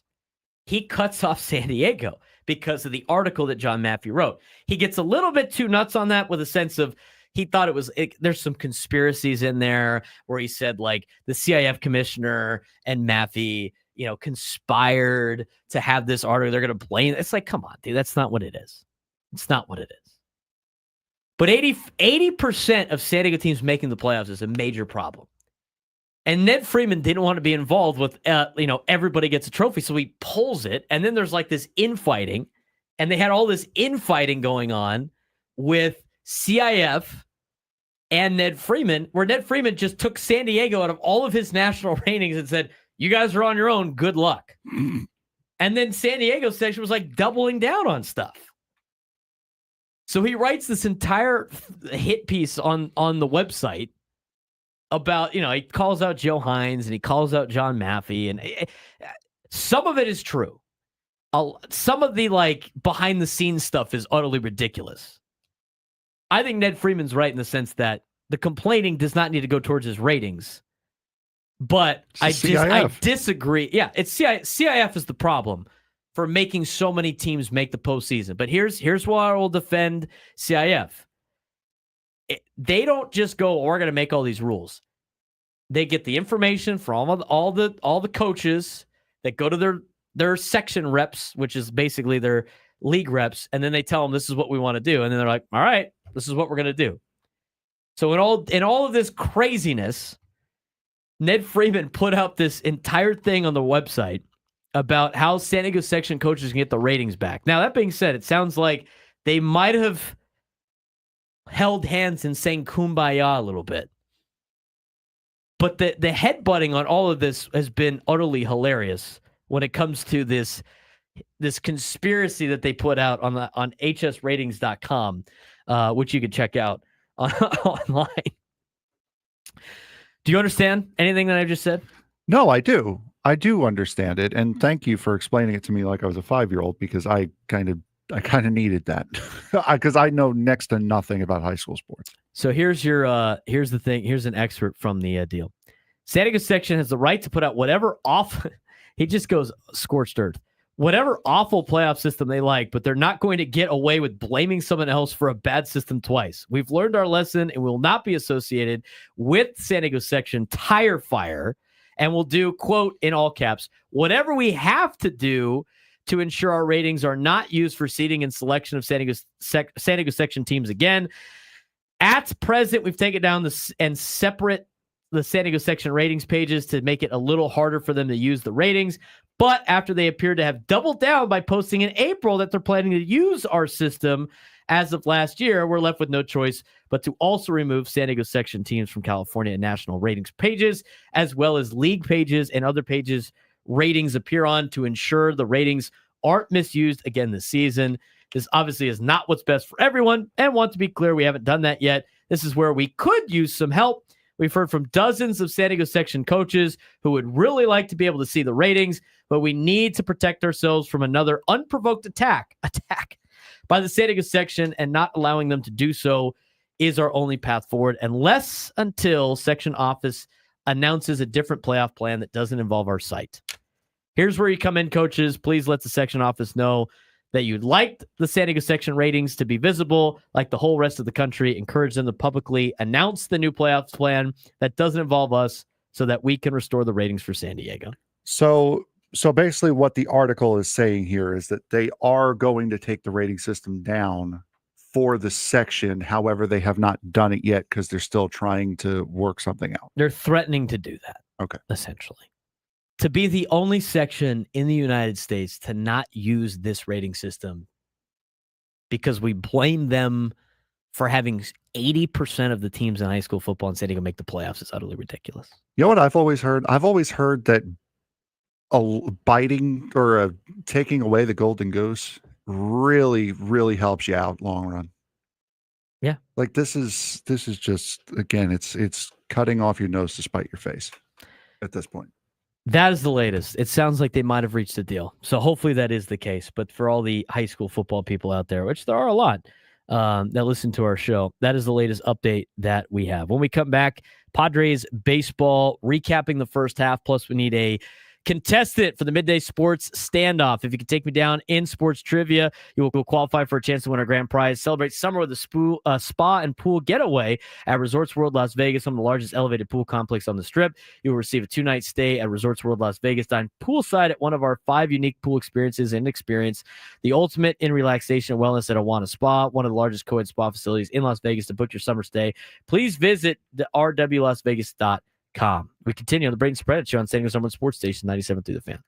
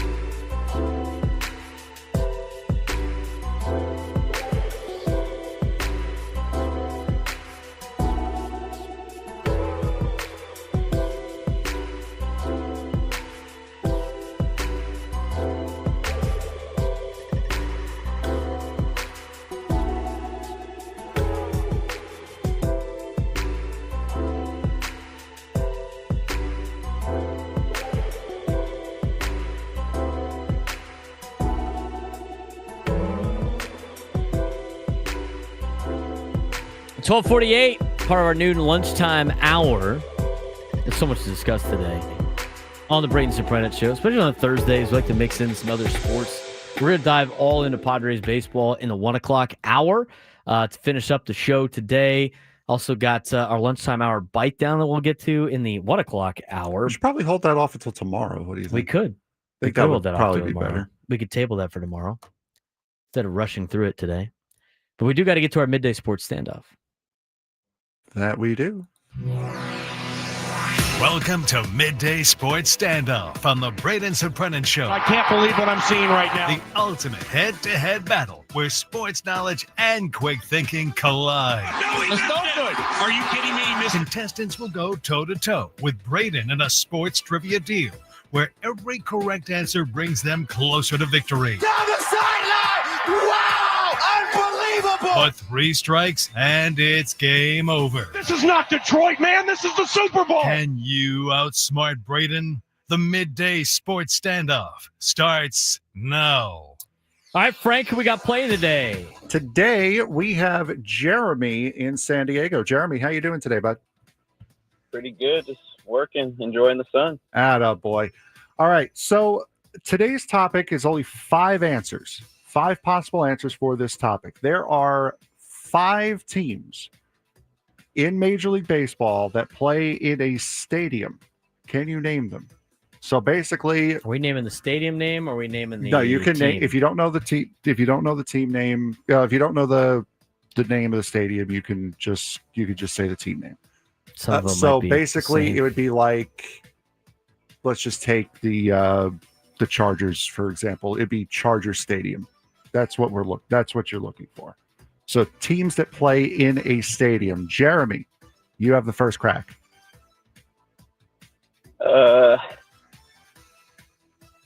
Like their names in the stadium name. Like No, just the team name. yeah, just the team name. Yeah. okay. The Giants. Okay. I'm confused. Oh, you're kind of confused. Okay, no, I got an answer for him. We'll give you that. Yeah. So, like I said, if it's the Chargers, they play at Charger Stadium. I know they don't. Okay, I get you now. Yeah, I get you now. Go ahead. All right, so go ahead. Los So Angeles Dodgers play at Dodger Stadium. I was explaining it to him so he understood. He I was was supposed giving to my get the answer. answer back. I was giving That my was it. answer. He was supposed to get the first crack at it, Braden. There's only 5. Jesus. There's only 5. There's only 5. It's good. Go ahead, Jeremy. Next one. Rangers. No, that is Globe Life Park. The Kansas City Royals play at Kauffman Stadium. You're gonna wipe the board clean. Go ahead, Jeremy. You still have 2 strikes left. Let's see. I will go. Dang, I'm blanking on these guys. Let's take a shot in the dark. The Astros, are they at the stadium? Used to be called the Juice Box. Dyken Park. Yeah. Braden. The Halos play at Angel Stadium. Yep. Jeremy? Gotta save I'm drawing some a face blank here. on this one. So we're going to go with the Rays. No, they're not either. We're going with the Rays. Yeah. No, unfortunately not. And that is 3 strikes and out. Braden? Yankee Stadium. Yes. Last one? Busch Stadium. Yes. Number 3. For the St. Louis Cardinals. So there you go. There are the 5. And we will have a new topic for tomorrow. Topics I'm very good at. Stupid things like that in college sports. Things ones I'm not good at. Baseball stats. Don't get into the weeds with it. Oh, who currently leads in home runs? Never gonna win it. Just never gonna win. But those are easier to look up, though. Those are easier to look up for fans as they play. And trust me, guys, we may still give you the prize. We but know. We know We when you know. are looking it up. We know. I was screaming at Tony and Scraby because Chris's Fantabulous Game Show is kind of the same. They had. I did really well on Chris's Fantabulous Game Show when I filled in when you were in Italy. I was destroying the last category that did you hear their category on Tuesday? No. Oh, you would kill it on this one. What was it? The top 25 most popular auto brands in America. Oh, yeah. I would have destroyed that. Now, granted, I was stuck in traffic, so it's a lot easier for me to see. But I'm screaming at the radio. Gee, I don't know. For Toyota. number 3, because I was driving. Chevy. They couldn't get They were just blanking on Chevy. I told both of these guys this already, so I'm not like throwing them under the bus. I was screaming Chevrolet. I was screaming it. And then Chris goes through the list. Chevy's number 3, and Tony's like, oh, I drive an Impala. I don't know why I didn't say that. He even drives the car. Gee, Toyota, like the guy I'm stuck behind, move! They started to get too technical, Scraby said a Saab. A Saab? When is the last time, Frank, you saw a Saab driving around? I think Saab is out of business. Hold on. DeLorean Motor Company. Saab has been out of business for 14 years. I was gonna say, dude, I haven't seen it. I haven't seen that car in 20 years. It makes sense now. They've been out of business for 14 of them. Padres trade deadline recap in the first half when we come back on the Braden Surprenant show on San Diego's number one sports station, San Diego. It's nice up to the fan.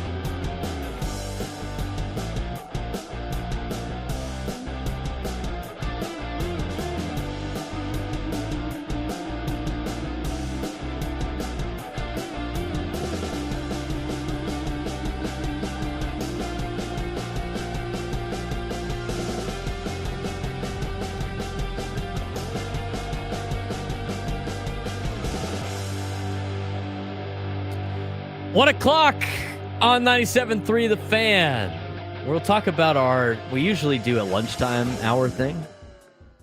A bite down. Lunchtime hour bite down during the lunchtime hour. We're punting on ours today. We had a good one today, too. But we had so much to get to. We ran out of time. Yeah, it's even better. You know what's better about it being good today? It's going to be good tomorrow, too. Yes. It is going to be good tomorrow. It's going to be good tomorrow. And again, there's people all the time. They want to be like, oh, it's a Padres. We're going to talk Padres. We talk Padres all day long. But we want to talk about other sports in town. There's a lot of other sports in town. And maybe I can get you into watching some of these sports. Just like I'm trying to get into soccer.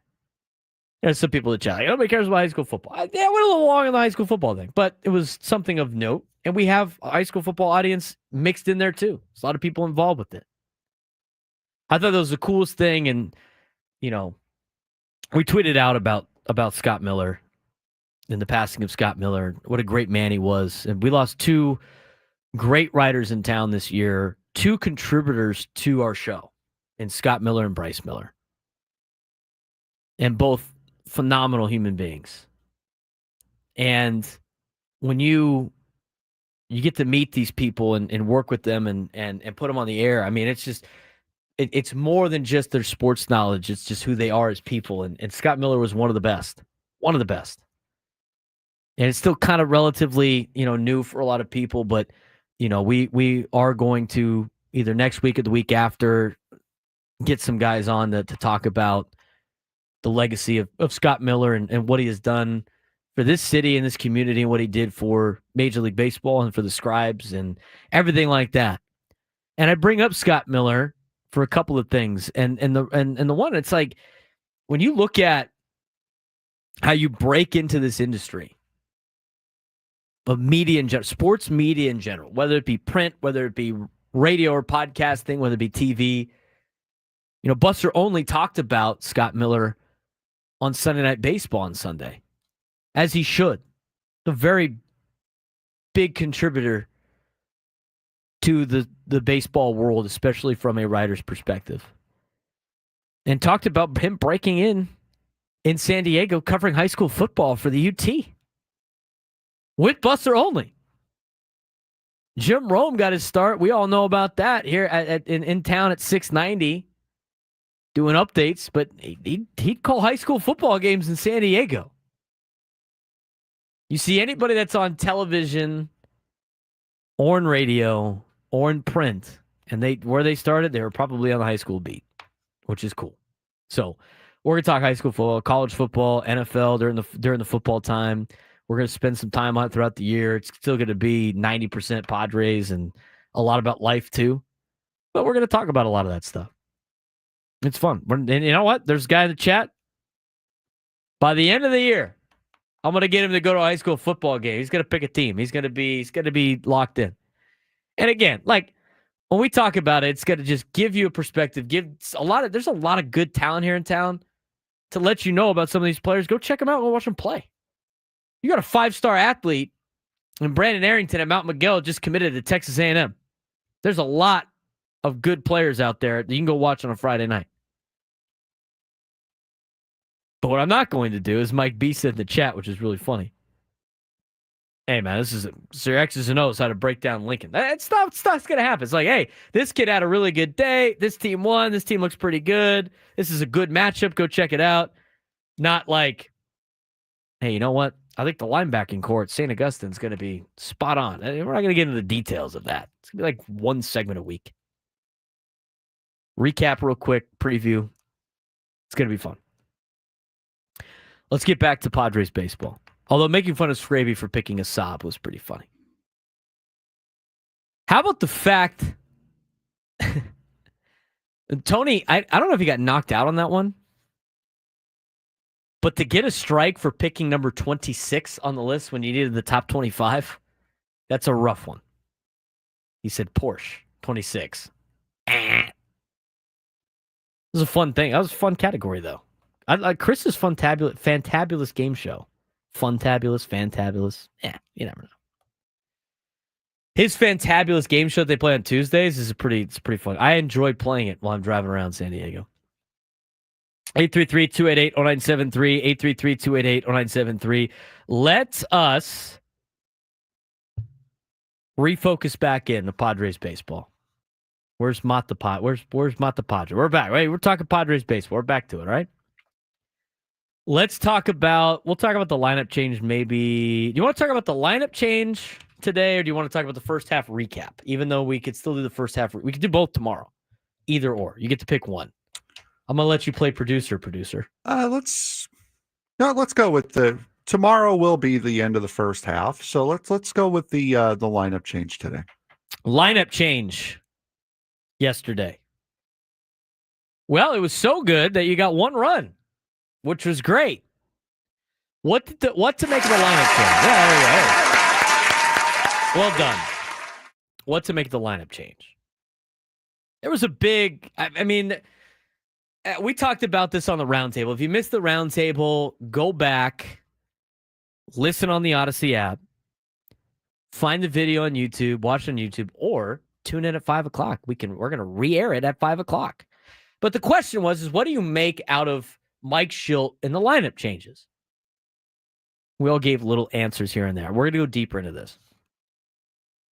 What I make of it is Mike Shildt is trying to do anything to get this offense humming and trying to get maybe some individuals hot at a time that they're not. And I think it all goes back to the core six as coined by Kevin Acee. Now, that's where I first saw it. If somebody else coined the phrase the core six, I'm not, you could take credit, but that's where I saw it. I did not come up with the nickname. I'm going to tell you who I got the nickname from. Kevin Acee. Everything lies and runs through the core six. This is how the Padres built their team, right? You need the core six to be playing at good to high levels. There's probably 3 or 4 of them that are not. In fact, I think you can make the argument, as of right now, none of them really are. Arise is off to his worst career start offensively. Fernando Tatis Jr. has been in a slump for more than a month. He's had a little bit of spurts, but he's not himself. Manny Machado, who had carried the team during most of this stretch, has cooled off a little bit. Jackson Merrill has battled and been back and forth from injuries a couple of times. He's been up and down, not necessarily just on a tear for a long period of time. Xander Bogaerts a little bit recently, but now starting to plateau a little bit. Jake Cronenworth, very up and down. These are the guys that need to be as consistent as possible. So you got to get some of them going. I have a lineup that I would do if I was playing, if I was managing in a playoff game, and I've given you my lineup. They actually ran it on Sunday or something very close to it. I'd have Fernando bat leadoff. I'd have Merrill bat second. I'd have Machado bat third. I'd have Arise bat fourth. Saris thinks Arise should bat fifth. I'm not against it. Sheets, Bogaerts, Cronenworth. That's relatively where I would be at with a lineup. That is if everything's clicking, this is the lineup we need. But when you change your lineup, you're trying to find different sparks. You're trying to find different ways to get the offense going. Or maybe trying to get individuals going. I don't think the best lineup for the Padres in trying to score the most runs when everybody's hitting their best, which is not the case all the time. But when the majority of the Padres are playing their best, I do not like Luis Arraez in the leadoff spot. I like Fernando. But if you want to get Luis Arraez going and getting him back up to hitting above 300, which we know he can do, I don't mind him batting leadoff. He feels a little bit more comfortable there. And you know what? He got 3 hits yesterday.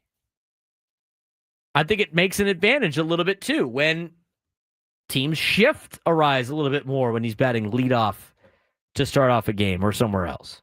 It opened up a hole on the left side. I asked this question of Frank yesterday and a couple of times. Why do you even shift Luis Arraez? He's a guy that can hit it all over the field. This guy comes up and is like, anywhere. I'm surprised they even do that. But if it's to get him hot, I think it's fine. I said it during the roundtable, and I totally agree. You could really bat anybody in the top 4, anywhere in the top 4. I would kind of be against having Manny Machado bat leadoff, but you can use the argument if you think he's your best hitter, get him up as many times as possible, let him bat leadoff. You really can't do no wrong. You can do no wrong. You can tweak the lineup as much as you want. Eventually, the top 6 have to hit. And if you're going to do it in order for the top 6 to hit, or the core 6 to hit, then by all means do it. Here's what skipper Mike Shildt said on the lineup changes yesterday. Like I said last night, Louis can hit regardless of circumstance, left, right. You got it. Like him leading off, like him hitting 4. He's hit 2 good portion of the season. As we look at the lineup and start to explore, pretty much right now at the exact halfway point of the season, it just made some sense that, okay, let's get him back to a spot he's been productive in, which is every spot. And then look at Manny, who's taking great at bats, righty, lefty. Let's look at Jackson, and he can pretty much hit anywhere. He's, in a good spot. And it feels like I've talked about with Toddy, he's a little bit of the linchpin to all this. He's a guy that can legitimately hit anywhere in the lineup. And so when you start looking at it, you go, man, it's a good feeling for him to turn it back over, and there's Toddy. But it's also a good feeling to turn it back over, and there's Louis. It's also a good feeling to have him, Toddy have some traffic in front of him, be able to see some pitches and go down that road. So like the look of it, it's always going to be a little bit fluid. Why today for that? You said the halfway point, just kind of shaking things up today, facing a lefty. Like, what was the decision behind going for it? Like I said, before Jackson went on had a situation with the concussion, I was getting my head around, him hitting second. And then, when that kind of broke, started looking at it, and why today? It just made sense. We talked about it, thought about it internally.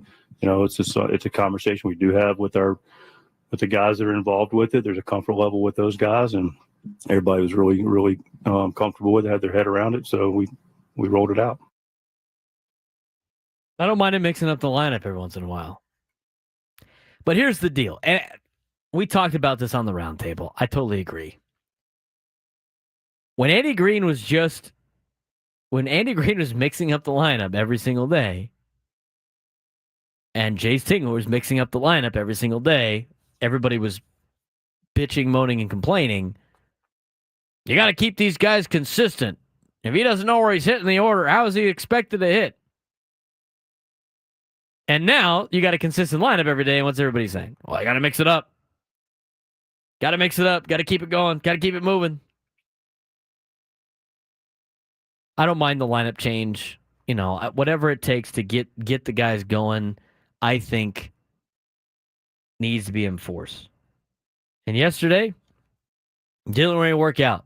But again, with some of these lineup changes, you can't go like one day, oh, this didn't work, we can't do it anymore. Or this worked, and it's like, this is the greatest lineup ever. Sometimes you got to let it play out a couple of days, maybe a week or so. And we'll see what the lineup is like tomorrow. Maybe they decide to do that again, or go back to Sunday's lineup, or go back to the lineup that they were rolling out for the majority of the season, with Arise batting second. Again, I think there's a lineup that you would do if everybody is performing, your ideal lineup. And then I think there's a lineup of, we got to get some guys hot here. Let's let them at the top of the order, or move them down, or whatever you need to do. And I think that's what Mike Shildt is experimenting with right now, just because of how poor the offense has been the last couple of weeks. 833-288-0973, 833-288-0973. When we come back, how the National League West could shape the deadline. We'll talk about that on the Braden Surprenant Show on San Diego's #1 sports station, 97.3 The Fan.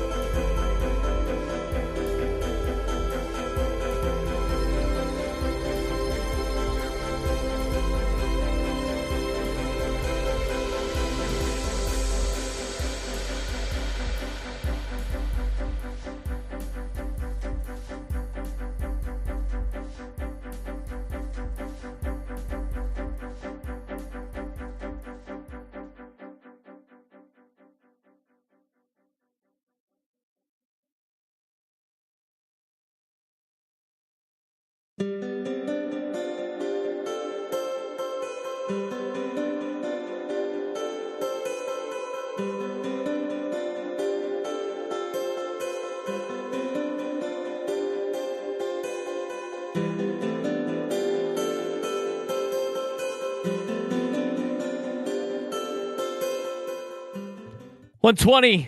on a Thursday afternoon in America's finest city. Good weather out on hand as we finish up the month of June up until Monday and get ready for the 4th of July week next week. Baseball coverage on 97 through the Fan, presented by T-Mobile. Head to T-Mobile.com. Get a great deal on iPhone 16 Pro. Frank Marchese, Braden Surprenant Show. Talk a lot of Padres baseball with y'all. Talked a lot of other things today, which is usually the day we kind of mix in some other sports. San Diego FC had a really good game yesterday as they had a phenomenal performance out of Iloski. Frank, watching Iloski yesterday, you were blowing up my phone.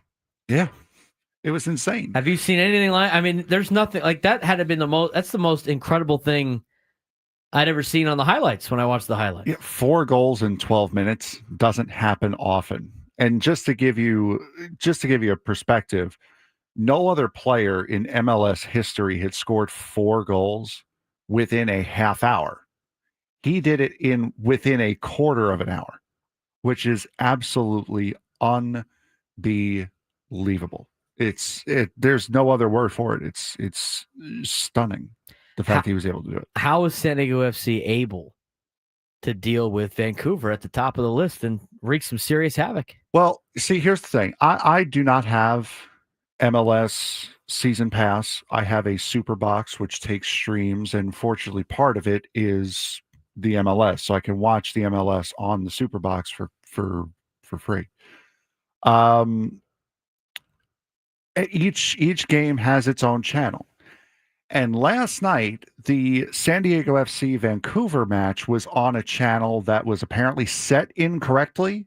So I was watching basically the MLS's version of NFL Red Zone, which was driving me nuts because I wanted to watch one game. And the one game I wanted to watch, I couldn't watch. But other than that, I mean, the game, San Diego did exactly what San Diego has done. They've controlled possession. They played fast and loose with the ball. Their defense was very tight. Vancouver, being as good as they are, were able to net 3. But right after Iloski got the first 2, Vancouver got back with Ocampo. They scored very shortly after. I believe it was the 40th minute, if I have it right. On here, the 43rd minute, and then immediately Iloski comes back and scores the third. It was exactly what you wanted, especially with goals coming close to halftime. It's just like giving up a touchdown right before you go to the half in the locker room. It's like, God, like if we would have just held out for another 30 seconds, we wouldn't be in the spot that we're in right now. But to get it right back was perfect and exactly what they needed. Kept that momentum all the way through, and San Diego did exactly what San Diego has done all season long, which is dominate possession. And to no surprise, Iloski was named the MLS Player of the Match Day. Oh, really? For Match Day 20, he is the 3rd San Diego FC player to win that award this season, which is great. Would never have guessed. Never guessed for scoring 4 goals in 12 minutes. He scored a goal every 3 minutes. And I believe, oh no, there's still. So the Philadelphia Union right now are the best team in the MLS with 40 points. San Diego FC at the moment is currently tied with FC Cincinnati for second best in the entirety of the league. They are the best in the West. However, Vancouver does have a game in hand on them, so they could be tied. They could be 2 points back, but as of right now, they stand alone at number 1. 833-288-0973, 833-288-0973. Let's get out to Escondido. Ed, you're on the Braden Surprenant show. What's going on, Ed? Hey, Brandon, I'm glad you're talking about soccer. I'm used to be an MLS referee in '96, the first year. I still referee soccer in high school, softball and football. But I also have season tickets to the Padres and the San Diego FC. And I was at the Padres game yesterday, a big crowd in the sun all day. But San Diego FC games, they're getting just as big a crowds. I mean, they're not selling out every game, but there is a lot of people going to the games, and the prices are higher than the Padres. I mean, it's for, price wise. So, but I don't think there's enough coverage for San Diego FC. That's probably one of the problems. Yeah, there's not like I mean, we try our best to cover it, and we cover it once a week on this show, and all the other shows do about once a week, and trying to find more coverage. But on our particular station, it's tough to do it all the time. We got a lot of Padres stuff we got to break down all the time, and then it'd be nice. The Union Tribune tries their best to cover it as much, but hopefully with more winning, you'll get more coverage of San Diego FC. 833-288-0973, 833-288-0973. Any factors to this win, Frank, when you got during the international season? Get guys missing? Both teams had guys missing. I think Drake Hill said that Vancouver was one of the teams that was missing the most guys. I think they're missing 4.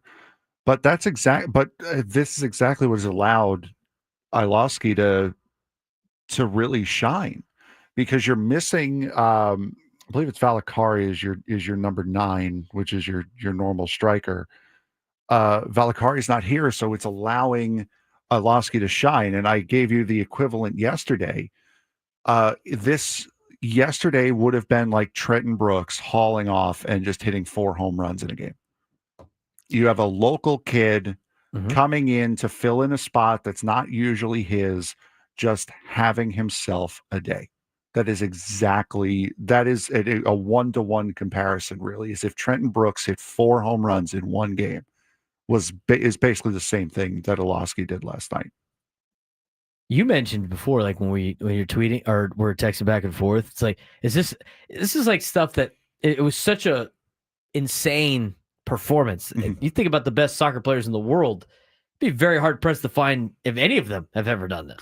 Robert Lewandowski for Bayern Munich did it in 15 minutes in 2019 in a UEFA Champions League game against, I believe it was Red Star Belgrade.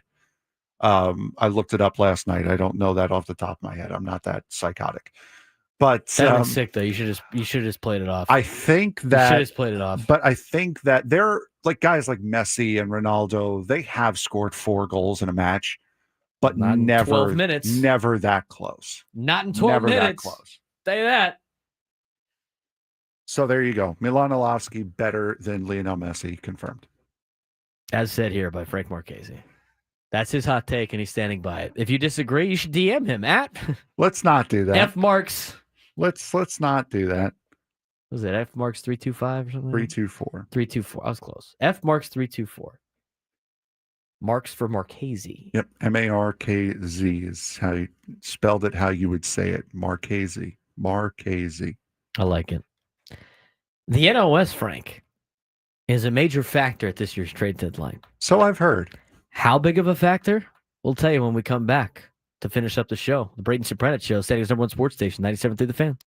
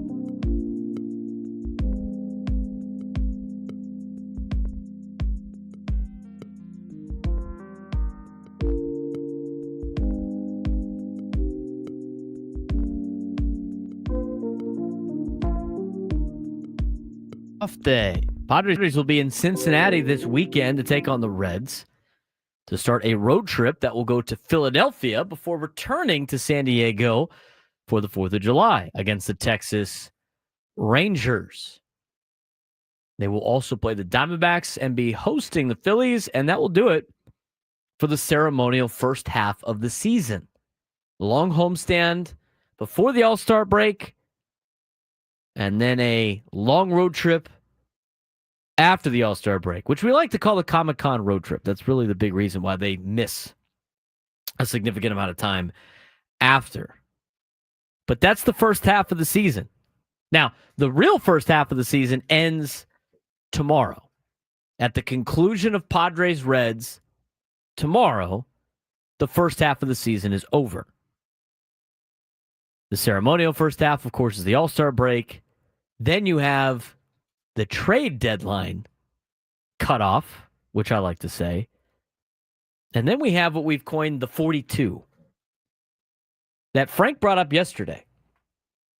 You're going to win 60, you're going to lose 60. It's what you do in the other 42 that's going to determine whether or not you make the postseason. I will let you know when we get to the 42. It's not the last 42 games of the year, but it's the 42 games after you go 60 and 60. Obviously, the Padres hopefully are not 60 and 60 in the first 120. But once the Padres get to 60 wins, we'll start counting wins in the 42. And we won't start counting losses until they get to 60 losses. And then Padres need to have a pretty good record in that 42 in order to make the postseason. They're on a pretty good pace right now.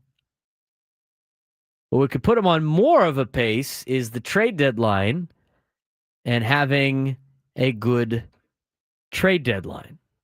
Now, we're going to talk about specifically right now in this segment about the National League West. Tomorrow's show, we're going to talk about two major points about the Padres. One, we're going to recap the first half. Mike Schilt kind of mentioned it in his postgame yesterday. We'll play his comments tomorrow. And then he's going to be on with Ben and Woods tomorrow in the morning. And we'll have some pieces of that we will play on the show. But we also will talk about an interesting point of news that we have received on why you should be excited about the Padres at the deadline. Something that is going to show that the Padres are going to be able to make some moves at the deadline. And they're going to be active. We'll talk about that tomorrow as well. But to finish out the show, a major factor in this year's trade deadline is the division that the Padres play in the National League West for a couple of reasons. I'm going to set the stage, and then there's going to be questions that Frank and I are going to answer about the National League West and the trade deadline. Go through the division. Start with the Los Angeles Dodgers. They're obviously the best team money can buy. As their payroll says, they have the best player in Ohtani. They have a lot of pitching injuries. They're a team that wants to be active at the deadline. They got a World Series last year. They're trying to defend their title. They're going to be a player. And then you go to the San Diego Padres and the San Francisco Giants. Giants haven't been a player in the division for a long time. They won the division not too long ago. But that was it during a long drought in which the Giants haven't spent a lot of money and they haven't really been very good. They've already made a move. They've acquired Rafael Devers. They haven't necessarily been better with him. They've actually been worse record-wise. Padres are now tied with them in the standings. The Giants, with Buster Posey as their general manager, are going to be active. They're a contending team in the National League. Same thing with the Padres, obviously. We play in my open every single day. You cannot punt on a Manny Machado prime year. They cannot do that. They're going to be buyers. There's some other underlying conditions in there that are making it sound like they might be more of a buyer than you think. You got the Arizona Diamondbacks, who could potentially upend the market by being a seller. And then, of course, you have your regular seller, which is the Colorado Rockies. That's your overall synopsis of the National League West. But the National League West is going to set the tone for the trade deadline, especially since they have 4 teams that are contending and 4 teams that are above 500. Like the Arizona Diamondbacks, despite all their injuries, will not go away. So with the NL West setting the stage for the trade deadline, there are some questions that need to be answered about the MLB trade deadline, specifically the NL West that could shake up the trade deadline.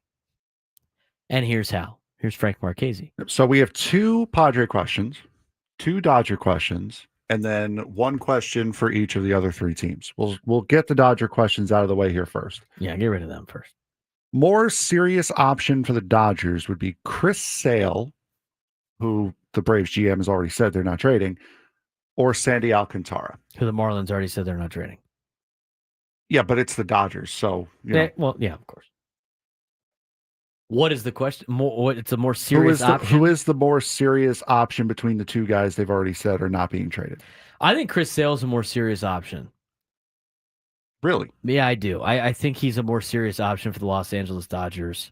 Even broken ribs and all. Even with his injuries, he still has looked better in the last couple of years recently than Sandy has. Sandy before Tommy John surgery, right before Sandy this year after. The Marlins knowing that they could probably get more for Sandy during the offseason than they can at the trade deadline. I don't think the Marlins end up trading Sandy. And I really do think the Cubs, if the Marlins do trade Sandy, I do think the Cubs are going to go get him.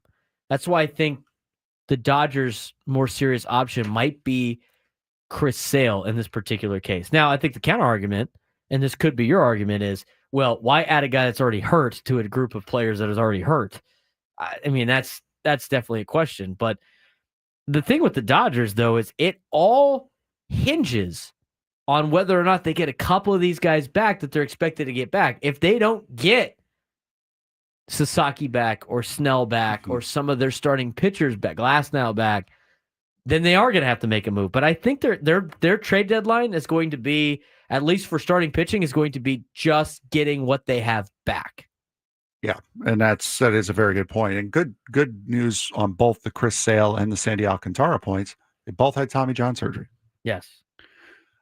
So with that said, with players like Tony Gonsolin, Dustin May, and Landon Knack, can the Dodgers be both buyers and sellers? Can they be buyers and sellers? They can be whatever they want to be because they have the resources to do said things. Yes. I mean, there's not a lot of teams that actually physically can be buyers and sellers. In order to be a buyer and a seller, sometimes it's fringe teams, right? You know, like the St. Louis Cardinals could theoretically be a buyer and a seller. Last year, the Detroit Tigers, buyer and seller. The Dodgers can do it because they have so much that they could sell major league pieces for other major league pieces. They're a team that can do that. So can the Dodgers buy and sell with these players? Absolutely they can. I mean, for a lot of teams, let's look at some teams contending in baseball or even teams that aren't contending that might be close. Would you rather have a Tony Gonsolin and Dustin May and or one of their prospects they have? I mean, adding Dustin May to your roster when you're parting ways with somebody is not a bad option to have. No. Even though he hasn't been up to the standard I think Dodger fans probably want him to. I mean, let's say you throw Dustin May in a deal to Miami for Sandy Alcantara. If you're the Marlins, you get a guy that's at least at the major league level, right? I mean, so yes, I think out of all the teams in baseball right now, there's a couple that could buy and sell. I think the Cardinals could probably buy and sell. They've been trying to get rid of Arenado for a while now. They could theoretically sell him and then buy on the margins and be like, we're still competitive and trying to and winning, but you know, we got to think about the future. There's not a lot of buyer seller teams. I think the Dodgers could be a buyer and seller at the deadline. And especially with a guy like the performance that Sandy Alcantara has given this year, it feels like a 1-for-1. Now you know what the limit and what the ceiling for Sandy Alcantara is, and he's nowhere near it. But at least for the Marlins, you can say, hey, it's a 1-for-1 right now. I mean, Alcantara's not doing great. Dustin May's doing just about as good as Sandy is. But right. All right, so here's unfortunately, I think is the short one that we're going to see here. Who in the world are the Rockies going to trade? And who in the world would want anyone from that team? Oh, God. I mean, You might be able to find Ryan McMahon. Maybe get something out of Ryan McMahon. I'm seeing Seth Halverson in here, Jake Bird, Ryan McMahon. I personally would see if there's a way you could try to swipe Trenton Doyle away from them if you're a team that needs an outfielder. I don't see the Rockies being able to really trade anybody that's going to get them anything back that's worth anything, right? Ryan McMahon getting 12 this year, 16 next year, 16 in 2027, a couple years of control. I think a change of scenery for Ryan McMahon would probably do him wonders. Yeah. He's a Southern California kid. Solid player too. So he could probably, he's a solid player. I mean, you get him out of there, he might be able to thrive. And he's the going rate of a player. It's the price of doing business for him. It's not like you're overpaying. They're not going to sell like Ezekiel Tovar. Some of their pitchers I think are interesting. Like Kyle Freeland, to me, if you take him out of Colorado, he might be a lot better. But that would be a major risk. So maybe like a Kyle Freeland, he's not really a rental. And Armand Marquez is a rental. He's been okay. So maybe it's a guy like Armand Marquez. Get him out of Colorado. He might be able to do something, but we are really grasping at straws here for the Colorado Rockies. They have nothing that's going to give them a bunch of prospects back. You know what? I think Chase Dollander is really the only one that I would even remotely consider giving a prospect haul.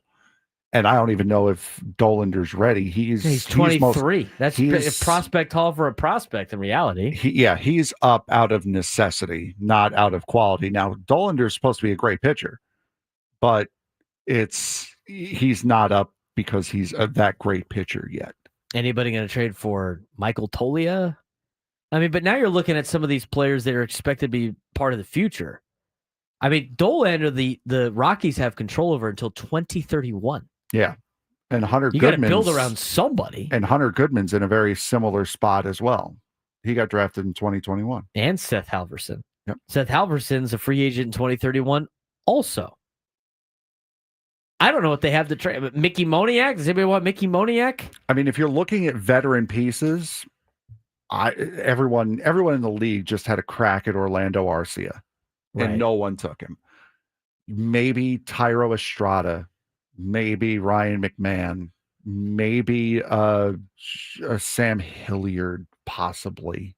I think there's some value for like a Mickey Moniak, but not enough to get a lot. If you're Colorado, it's better just to keep some of these guys. Like, to me, if you're the Rockies, you're going to part ways with somebody. It's going to be somebody that's going to get you, I don't know, out of being the worst farm system in baseball on top of being the worst team in baseball. Yeah. And if you think about realistic, like let's realistically think about this. Hunter Goodman's not a realistic option in the deadline. Think about it from this perspective. When is the next time the Rockies are going to be able to compete at their current status? You have to overhaul this roster. What is a realistic amount of time you think, as a general manager that's, give them the best general manager ever, what is in a reasonable amount of time that you can flip this team into a winner? About a decade. I mean, how long did it take AJ Preller to get the Padres into the playoffs? Yeah. Think about that. When did he start? The end of 2014? I think so, yeah. It was like the last month of 2014 is when he started? That wasn't his... Because I think his first offseason was the Uptons. Was the Uptons, camp, and that was his first offseason after he became the general manager at the end of 2014. Yeah, because that sounds about right. Because Mm-hmm. When did they make their first playoffs? 2020, and it's a shortened season. And then in 2021 they didn't make it, and then they went to the NLCS in 2020. Think about how long it has taken the Padres, who, by the way, had an owner that was writing massive checks. Do the Rockies and Dick Monfort have a guy that's writing massive checks? Now, they did spend money on Chris Bryant, so it's not like they don't, and they gave Arenado a contract extension at the time. It's not like they don't spend money, but they're not spending money like the Padres, like they did. When's the earliest that they can compete? 2031? So now you got to think about your window and think about players that are going to help you. To me, anybody that somebody else wants, give up. Seriously. And that's even Dollander. Chase Dollander is a free agent in 2031. So unless you want to give him a contract extension, he's not part of your future plans, and he's on the team the longest out of anybody on that team. That's insane. I don't know. I mean, the Rockies are between a rock and a hard place right now. They are the rock, and they are the hard place at this point. A couple of these other things. The Giants question really isn't even about the Giants. We more or less discussed the Arizona topic of could Arizona possibly be sellers at the trade deadline, and we've also talked about what issue the Padres will address at the deadline ad nauseum virtually every single day on this show. So let's go to this last one here. A name that we haven't brought up as far as the catcher position. Could the Padres trade with the Atlanta Braves for Sean Murphy? Could they? They could do anything. Will the Padres trade? Should they? Would they or should they?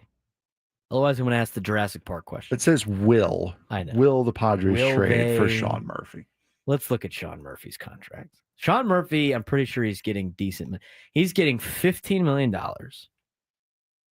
every year until 2029 when it becomes a club option. He's 30 years old. So you're going to pay him until he's 36 to be a catcher that does get injured a lot. So, and you have one on the way. Theoretically. Like, to me, would you trade away Salas and just be like, we're going to roll with Murphy? I think that'd be a waste of your time. I'm not saying trade Salas for Murphy, but what I'm saying is if you're going to go acquire Murphy, he's going to be the backstop for you for the next 4 seasons. The remainder of the season, the next 3 seasons after that, for $15 million. Are you willing to pay him $15 million to be a backup? Maybe that is the price of a backup catcher in the future. With the amount of times he gets hurt, I think that's a hard press when your philosophy is our catching situation is not an offensive one. And like I said it on the show like maybe a month ago. I think JT Realmuto would be a better option. You signed him in free agency. You're going to overpay for him right now, but that's a guy who Ethan Salas can pick the brain of. And you can get rid of Realmuto by the time Salas is ready.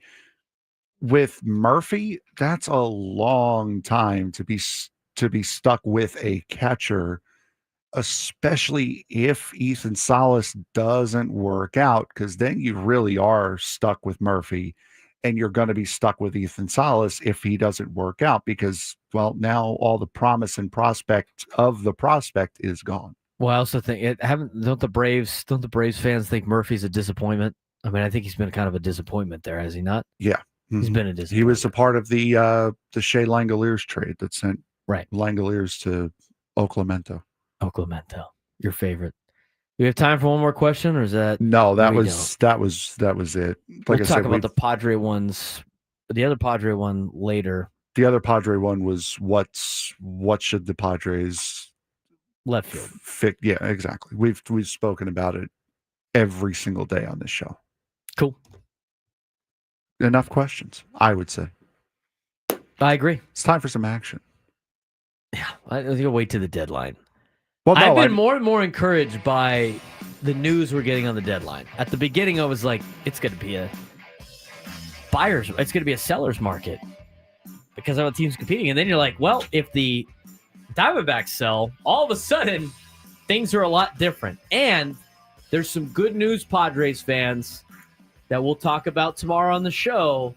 They might be swinging high at the trade deadline. For Frank Marchese and Braden Surprenant, thanks again. The Braden Surprenant Show.